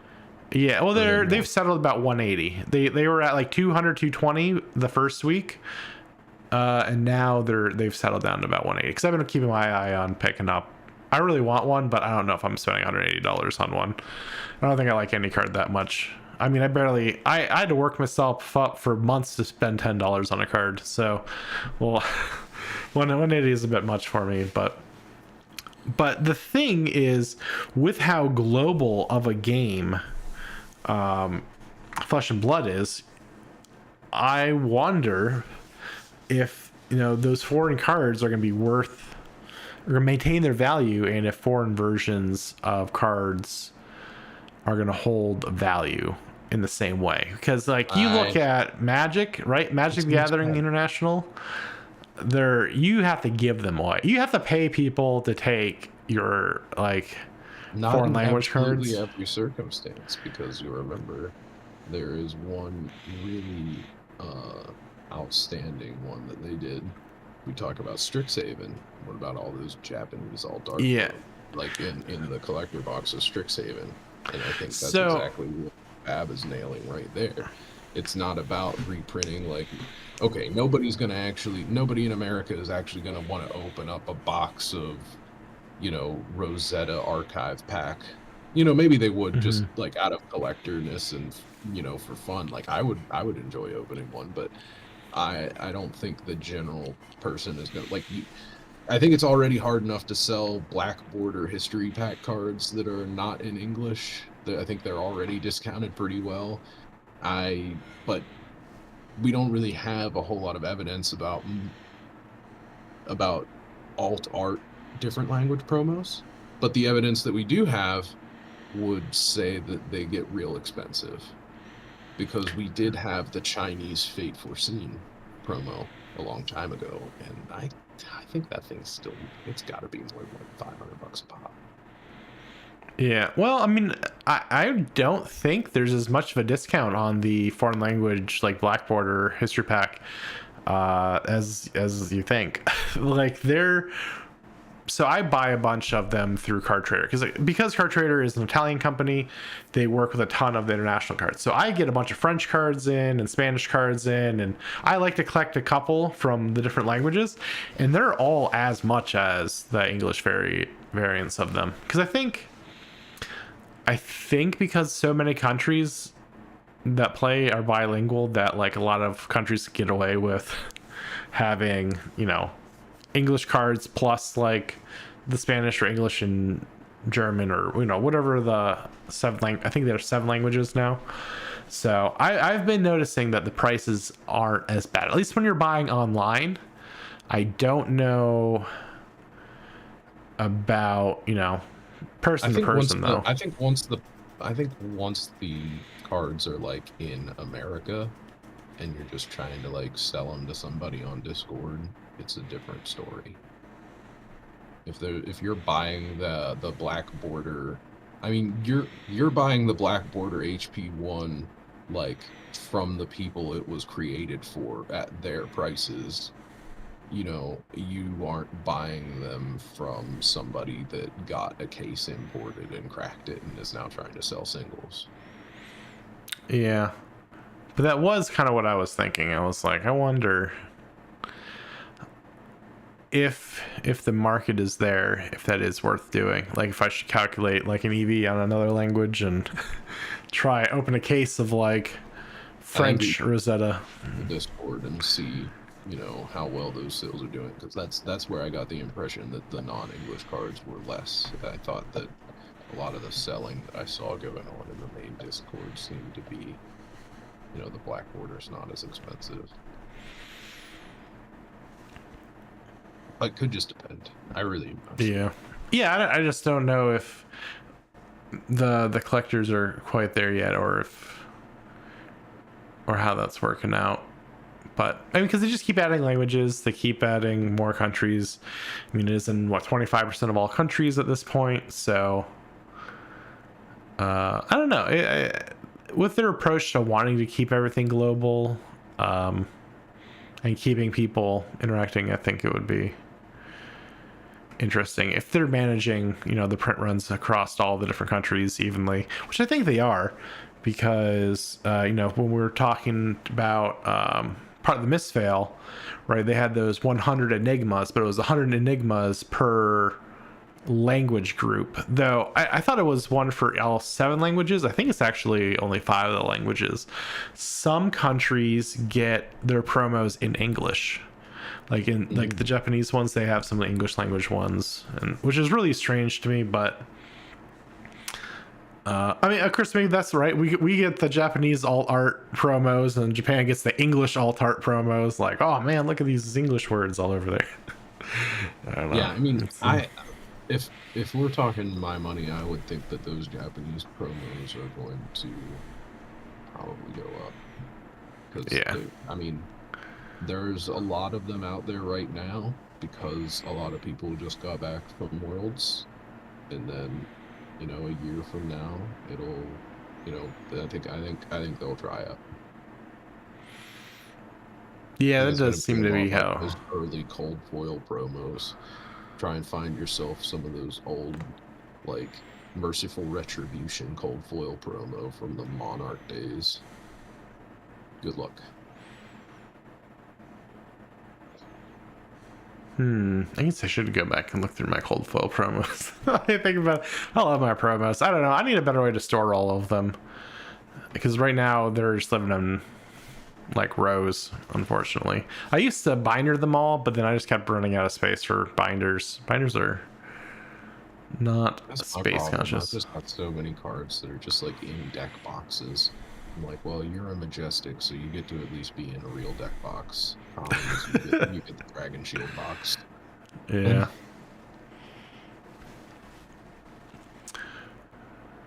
There is a couple more bans that we didn't get to talk about yet, or Oh. unbans, I should say. So in Living Legend, Open the Floodgates is restricted, which is a card that it lets you draw 2 cards whenever you get its Surge, and Acilio, I guess, was, or no, it was not Acilio, it would be Kano that would really be a problem with that, because he's got all his books and drawing cards off Open the Floodgates, so that can't be a thing. But I'm more excited to talk about Starstruck being unrestricted, because Starstruck is so good, and you know, it's got Bravo on it, and we all know that I want that Bravo Star of the Show price to go up. And then one more ban, Ether Ironweave got banned in Commoner, which is kind of funny to get cards banned in Commoner, but if you think about it, that one, it blocks for 1 and generates 2 resources. Arguably, probably the strongest common equipment. Like, I can't think of a common equipment, save Stubby Hammers, stronger than that. Yeah, no, I definitely sell all of them whenever I list them. That's another one of those cards that just like zooms out of the inventory. So people, I mean, well, we'll see now, but yeah, no, it seemed like Ironweave is like, so whenever I was playing Chain, like if you weren't gonna play Carrion Husk, Ether Ironweave was the other option most of the time. Like, just because like it blocks 1 and gives you 2. And Chain's games didn't normally last long enough to really care enough about wanting to spend Tunic resources. Right, and the Carrion Husk is what, $70, and the Aether Ironweave is 8 cents. So talk about your budget replacements.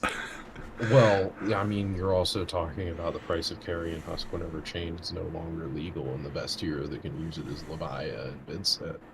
So, like, Carrion Husk isn't even as expensive as it used to be. Yeah.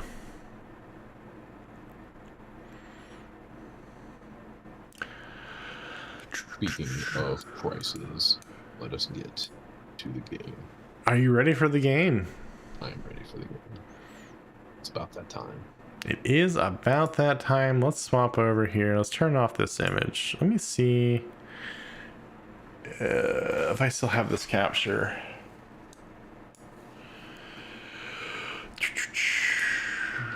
PowerPoint.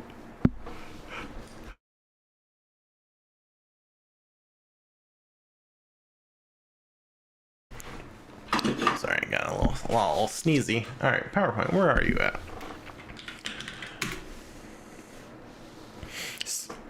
So, to preface how this game went, so we were supposed to play this last week, and I had picked out the 20 cards at that point. As soon as Worlds ended, I checked and I tracked all of the biggest moving cards by percentage across all the sets, and I used them. Also, a couple weird cards.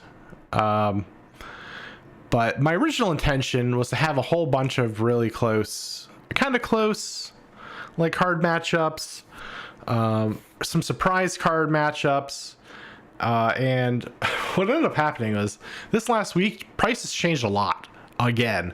So a lot of the cards are drastically different now. A lot of the cards are within cents of each other now.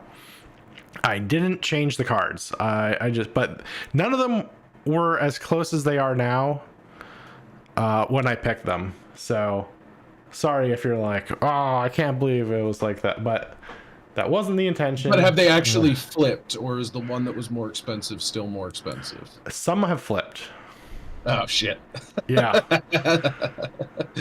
All right, well, we'll just see. I'll use my meta knowledge. So this is going to be like 2 cards up against each other, and I guess which one's more, right?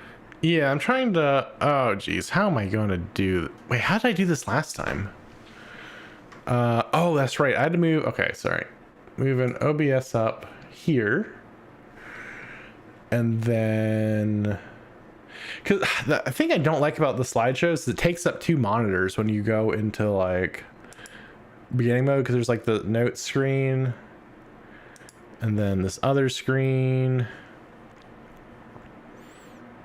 so that it get to show you all the next slides. Okay, let's get rid of this image. I'm really upset I got rid of the PowerPoint. Okay, how did I do this before? Video, no. Window capture?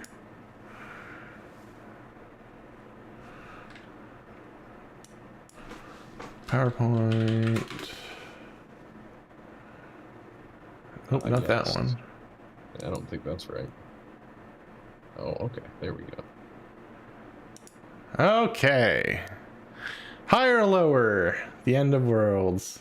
Because it's happened. I'm gonna be honest with you. What is up with this graphic? Why are you're just like, it's very existential? What are you doing? I was like, I can't remember what I looked at to get this picture. I feel like this like I feel like I'm about to watch an like a human resources slideshow. Like, what is pretty much. So, but here's how this game will go. We were going to compare two cards. I gave you the price of the first card, and then you're going to tell me if the second card is higher or lower.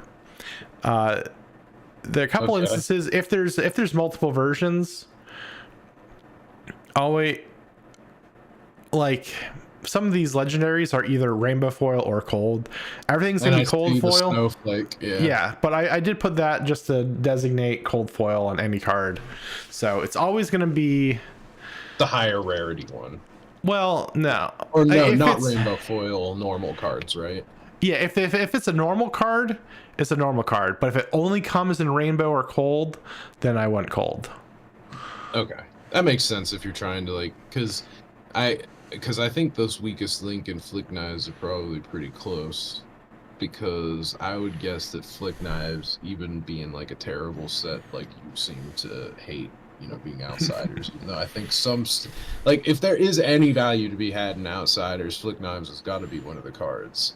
So is the weakest link more or less than a cold foil flick knives after I haven't looked at the market in 3 weeks? I am going to say flick knives is more.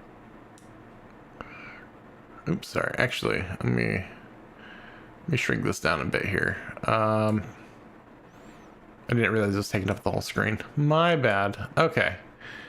I'm gonna try to move this. Can I move chat? Chat? Nope, you're not chat. Oh, chat. Sorry.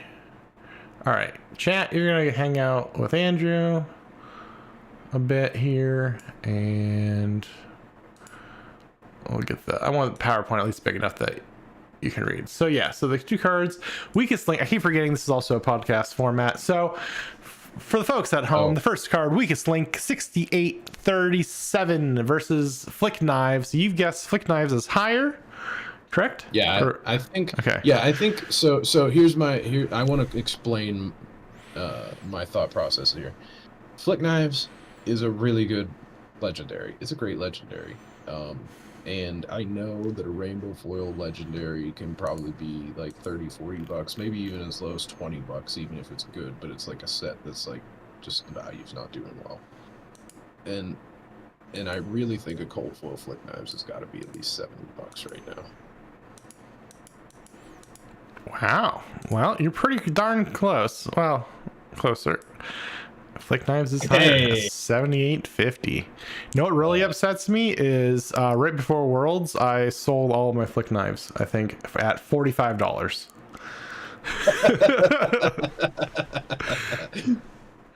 All right. Well, sorry about your luck. Yeah, that's all right. That's what happens in these things. And so how this game goes is we continue on. We start off with flick knives. We continue. So, Brutus Sumarudus, is this the cold foil or the rainbow foil? The Judge promo, I think it only came in cold foil. Did it? I thought they Yeah. did all the judges in cold and rainbow foil, and it was like if you were a big judge, you got the cold foil. If you were a minor judge, you got the rainbow foil. Brutus has got to be more. That shit's rare. It is. I didn't even know he existed until I looked at this. And he sits in at $200. So yeah, Brutus quite high. So what do we do? What do we send after this Titan Brutus? Yeah, I mean, the adjudicators, balance of justice, cold foil. Balance of justice is a joke now. They banned all the cards that they thought that balance of justice was going to balance. So Brutus, this is lower. This is lower, but 199.69. Yeah, less than $1. That surprises me. That surprises me because I thought it was going to be. I thought this was going to be like $100. I was wrong by a lot. Yeah, this was one that was not this close when I initially matched them up 2 weeks ago.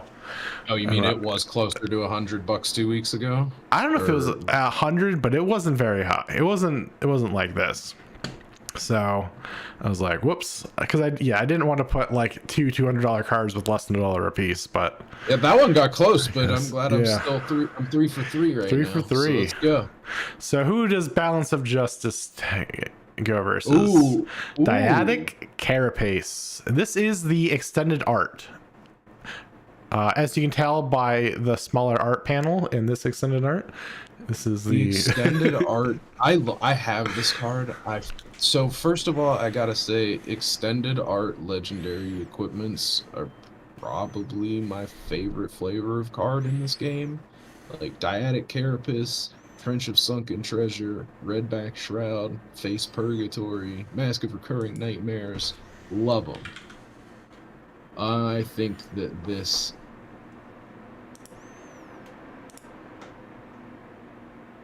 It's less. It's got to be less. It's not $200. You don't think it's $200? I don't think Dyadic is 200. Nope. Well, that was correct. Is at $132.99. So yeah, $60 cheaper about. Yeah, I mean, I love that card, but I did not think it was $200. It's actually, it's actually more than that. These were closer together before, so it's kind of it was kind of a much bigger drop. But Dyadic Carapace was seeing a lot of love at Worlds, so I wanted to throw it in. I mean, it's that Dyadic Carapace has so much going for it because you can't tell me that art doesn't slap. Yeah, it's fantastic art. 12 Petal Kaseya. We're on a cold streak. The 12 Petal Kaseya is less than 132 as well. It is less than 132. It's actually only at 3094. It didn't get much love at all. But this did go up pretty dramatically. Well, I was gonna say it probably hit the bottom, did a little dead cat bounce whenever Zen got all his fun cards banned, and then the tournaments went on as usual, and Zen got a first place anyway, so it probably got a little bit of a recharge. It did. And the versus 12 Petal Kaseya is the normal Call to the Grave. A regular Call to the Grave. A regular Call to the Grave. If I'm judging by my pre-break knowledge, Call to the Grave is a $10 card. Did Call to the Grave triple in price in the last 3 weeks? I'm going to say it did not. It most certainly did not. Yeah. It fell out. I fell out hard. The extended art is going up, but the extended art's like $100 probably. Yeah, the micro EA. But yeah, no, Levia is not the absolute menace. I couldn't see just the standard coming to $30. If Levia was S tier, if Levia would be, actually like taking shit down, it probably would be $30, yeah. Yeah. I do think it was at 16 there for a while, so it had some good. Well, I mean, the card itself has wild potential. It is. Yeah. I mean, you know, it being at $6 is sort of just like, get it now before you want it on somebody that'll really break it. I mean, this was a card that you told me, I think when it got teased, you're like, this is a card that's going to like make decks, and I'm like grab them cheap if you can.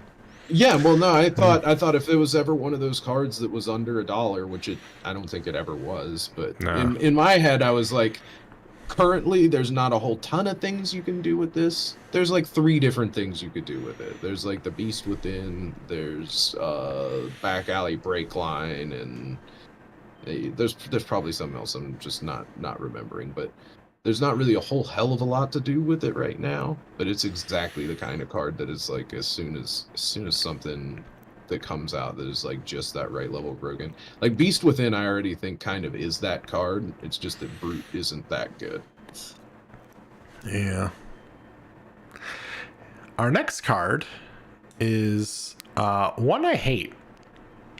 The artwork for. I don't like it. It's like I like the artwork. It's berserk. It looks like an apostle. Of Dominion. Yeah, I don't know. It's like they mashed Ultron and Galactus together. Like he's got like that big Galactus looking helmet on, and I don't know. I'm not a fan of it. It reminds me of a combination of an apostle from Berserk and the Pillar Gods from season 2 of JoJo. Yeah, the Pillar Men. Pillar Men. I think Machinations is stronger because I had to buy these immediately because essentially this is Mavrian Skies but better because it blocks 3 and it's a non-attack action, so it's absolutely sick with Florian. Blocking with the non-attack actions, Earthbound. This is more than 650. It is. To my surprise, it's 1026. And it's mostly my surprise to me because I keep pulling multiples of these. I got one in this last case, but the last 2 or 3 cases, I got 2 to 3 of them in each of them. And I was like, is this just one of those ones with like a high like print rate or something? Or I don't know. Maybe it's I definitely have some opening bias, but I was not expecting. It's just so Viserai is one of the best decks in the game right now, and he already had 9 copies of Mavrian Skies, and now he has 12 copies of Mavrian Skies. So, yeah. Except this one blocks. Yeah. And I had a match against the card that's not a Widow that I open up probably more than any other card.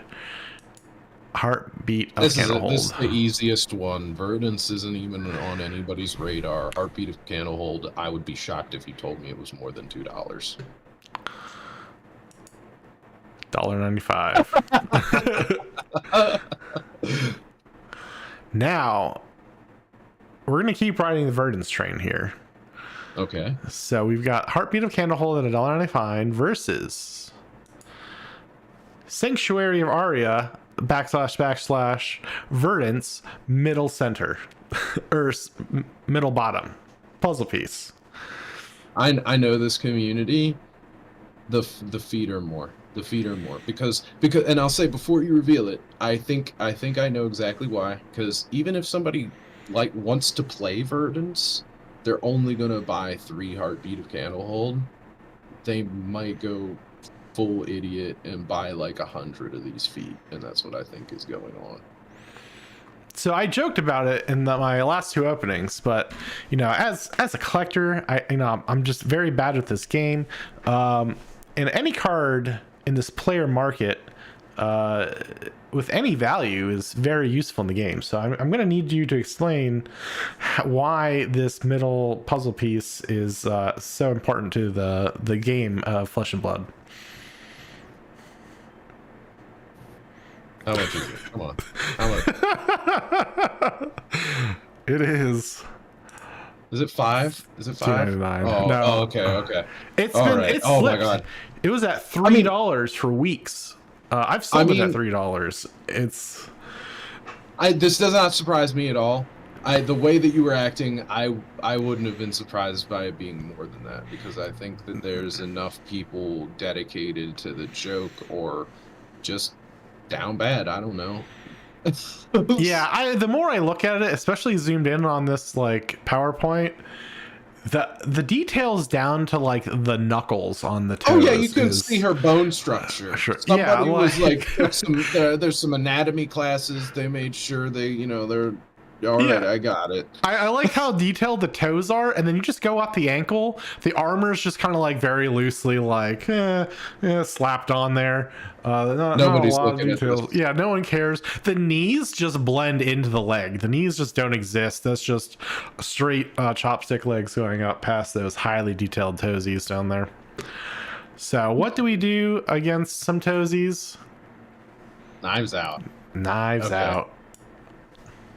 I don't think I actually think Knives Out is probably still less than this, because Knives Out, I believe, was pre any type of the Hunted hype. I think that Knives Out was probably a quarter. It was. And then, I bought 50 of them at a quarter about.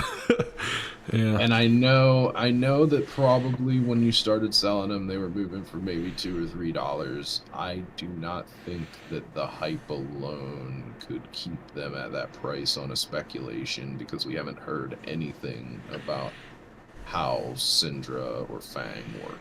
Or, well, just Syndra. Fang doesn't matter for this card. But yeah, as much as I think Syndra might love this card because she's going to have multiple daggers, fingers crossed, I really want to play this card. It's so nasty. But I think it's less than the feat. So the foil version of this is selling for $12. I've sold, as we saw, 8 of these, and I didn't list my cards until they broke $5. But wow, they're currently sitting down at $4.19. Nice. You're welcome. You're welcome. Yep, eating that up. $4.19, crazy. I can't believe the speculative hype is getting you $4 a copy. That is really surprising to me, because like it's in theory, if Syndra can abuse this card, it's a really fucking great card. But I mean, as far as we can tell, all 3 heroes are going to be daggers and Hunted. Like, yeah, but you have to be an assassin or a ninja. The warrior part doesn't matter. Oh yeah, the warrior was. But, and I'll tell you right now, the assassin part doesn't matter, because I don't give a shit about daggers that you have to pay 2 for. If you're paying 4 to get 2 damage after, like, okay, like if you have Knives Out and 2 other cards to pitch so that you can play your 2 daggers to get 2 damage off of your Knives Out, you have just spent 3 cards to deal 4 damage, and let me just tell you, an assassin's not going to play this card. Oh yeah, well I guess we'll see. And we're gonna stay on the assassin train though. Okay. As we compare Knives Out against Leave No Witnesses, which has seen... I will find a hat to eat if Leave No Witnesses is less than Knives Out. All right. You are correct, but it has quite a boost. I think this was a card that went up a significant amount, and almost not nearly as many. Well, I don't want to spoil too much. Yeah, don't spoil me. I'm honestly doing pretty good. Yeah, you've only lost the one. You believe too heavily into the feat, but Leave No Witnesses. I just didn't believe in my own power of oppression. If I was just like, yeah, I'm the fucking man, he made so much money off of that, I would have been like, yeah, easy, it's more. Yeah. Coercive Tendency. I have a feeling this card went nuts, and it is from Heavy, which means that this is harder to find than Leave No Witnesses, I would guess. I think Coercive Tendency is more.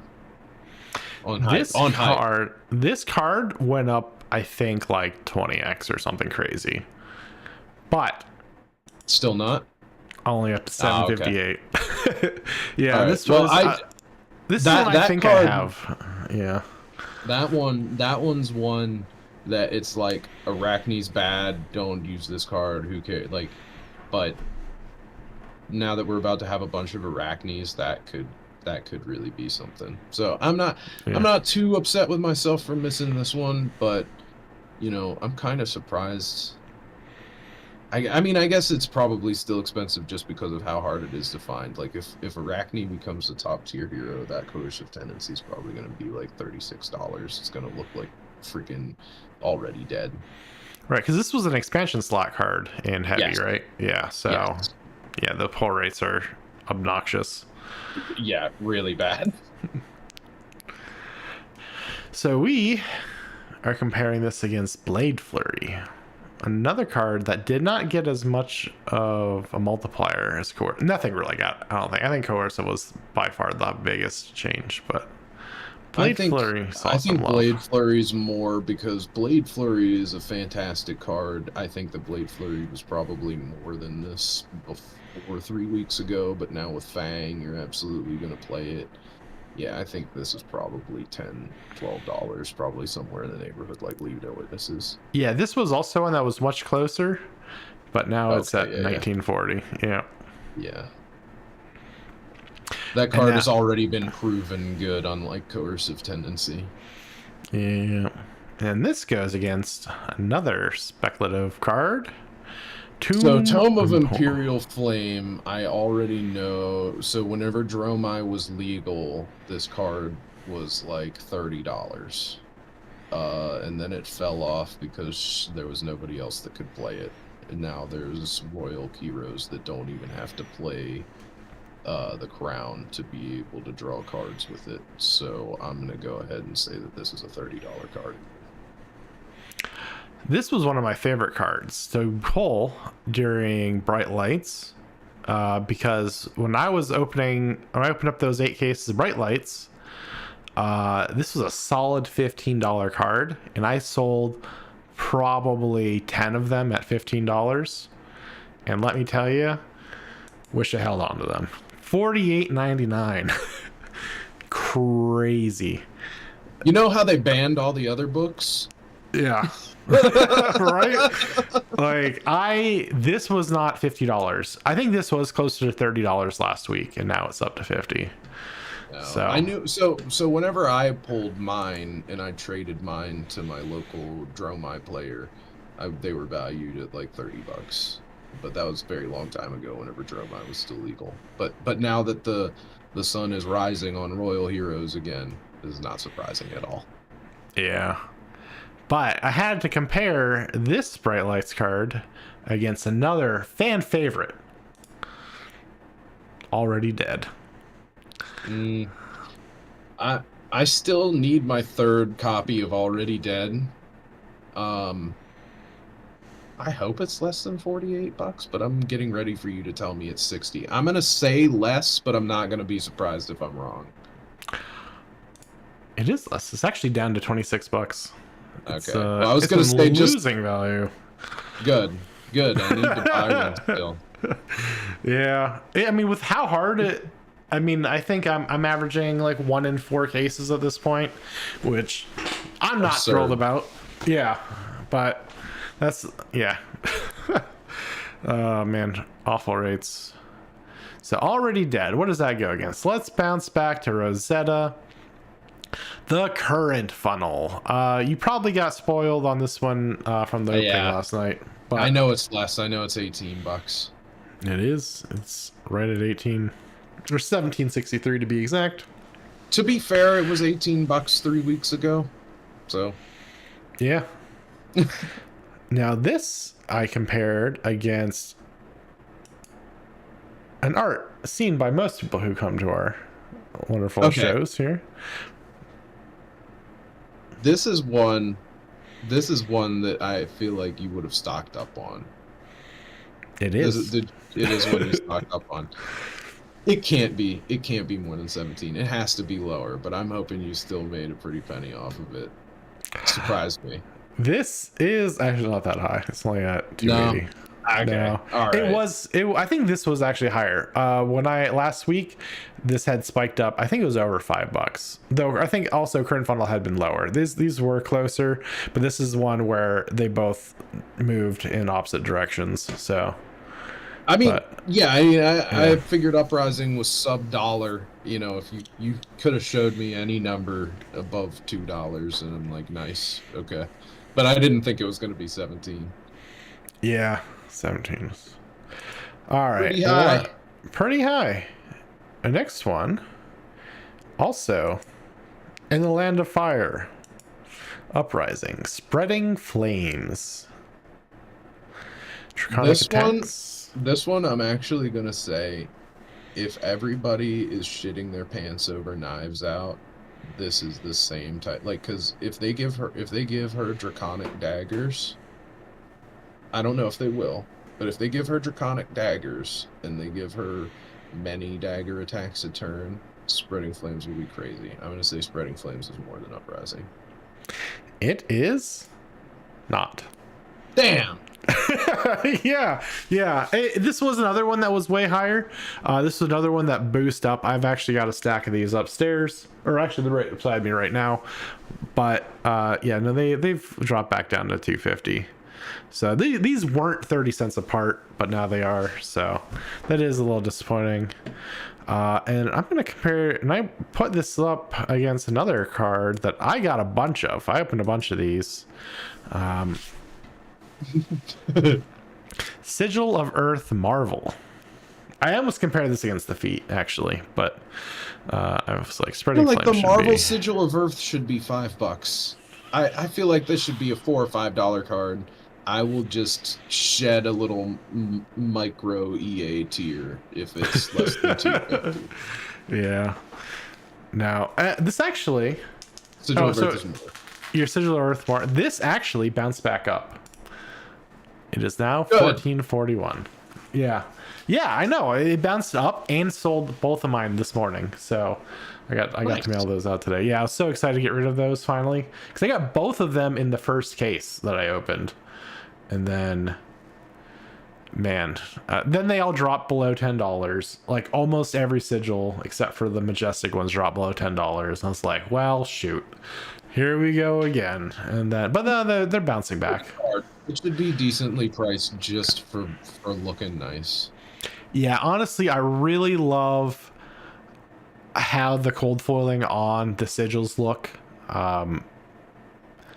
Like just very selectively with like all the art around it. I think it's probably one of the coolest looking, or like the best designed sets of Marvels. So yeah, big fan. But that was the last one. So you only missed what, 2 or 3? I thought it was 2? 3. Yeah, 3? Yeah. I missed the spreading flames one. I missed Knives Out. Knives Out, and I feel like there was one more, but I'm not.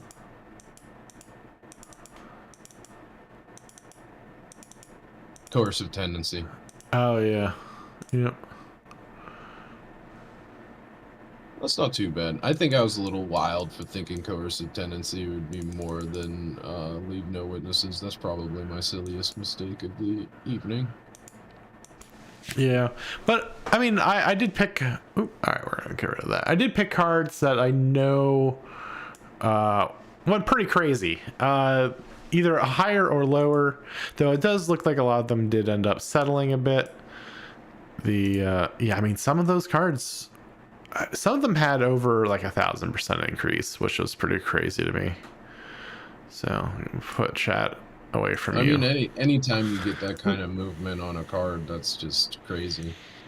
You know, everybody gets all mad, like, you know, don't do stuff like that. It's like, well, you know, who cares? Just try and have some fun with it. Yeah. And I hope everyone else enjoyed playing the game. I hope you played it along. Let us know how you did in the comments. I do like making these little games. I'm not sure what else I'm going to do yet. I've got a couple ideas, but you actually gave me an idea for one after like the flavor text one. I think nice. fill in the numbers game will probably be next. I fill in the numbers game is probably what I feel the strongest about. Like I would probably get every single one of those right. I'm very confident about that one. Oh, and that's the cockiness I need to drop a peg. So I'm gonna pick the hardest, most difficult numbers. I don't know. I don't know. Yeah, I'm not sure how it's gonna go. We'll see. The only I'll way try that you could making it possibly get me is to try and like figure out cards that nobody's ever played in their lives and only like the ask me judge numbers on promos. those ones. Yeah. Like on this judge. What's the attacker? I don't know. Oh, yeah, we'll figure it out. I'll play around. There's actually a bunch of really cool. You can get templates for PowerPoints games, and you can just fill out like pictures and stuff. So you can do like Jeopardy and things like that. But Well, that's awesome. I like that. I like the little mini games. It's something to look forward to at the end of this. yeah, and I think that wraps us up for the day. Is there any final comments you want to make? Buy your Channel Lake Frigids now before Jarl tops something. Oh my god! I think I still have my stack of Channel Lake Frigids. Plus, I have the alt art one too that I opened. Ooh. Yeah, that Did you get that it alt graded? art. Are you gonna? Did I? Not a good one. I don't think I did, but I might check. Actually, that's not a bad idea. I might try and get that one because that card single-handedly held up the value of was it Everfest for. Is it back up over $200 again? No, I think the last I checked it was at like $80. Yeah. You know, Yeah. for a big spender, that's a decent speculation that isn't financial advice at all. But it always is crazy to me whenever like the first edition cards that you're just like, there's like 10 of these. Why is this $1? You know, like $80 seems really cheap for that. Because it's not like you can get it in the unlimited one. It's only in the first edition one. Everybody always says that everything's overprinted, and you know it's overprinted until it's not. True. All right, and yeah, not much for me. I'm not sure. I think next week I'll be opening Foundations. Hopefully, this is Foundations release weekend. My box better show up by the next Thursday. I'm gonna be real sad. And then expect another Rosetta case opening sooner than later. Nothing else too crazy. You know, hit up the website, leave us comments on the videos, Twitter, Facebook, Instagram. Pose some questions for future episodes. And that's it. Thank you all for listening, and have a great night. Have a good one, y'all.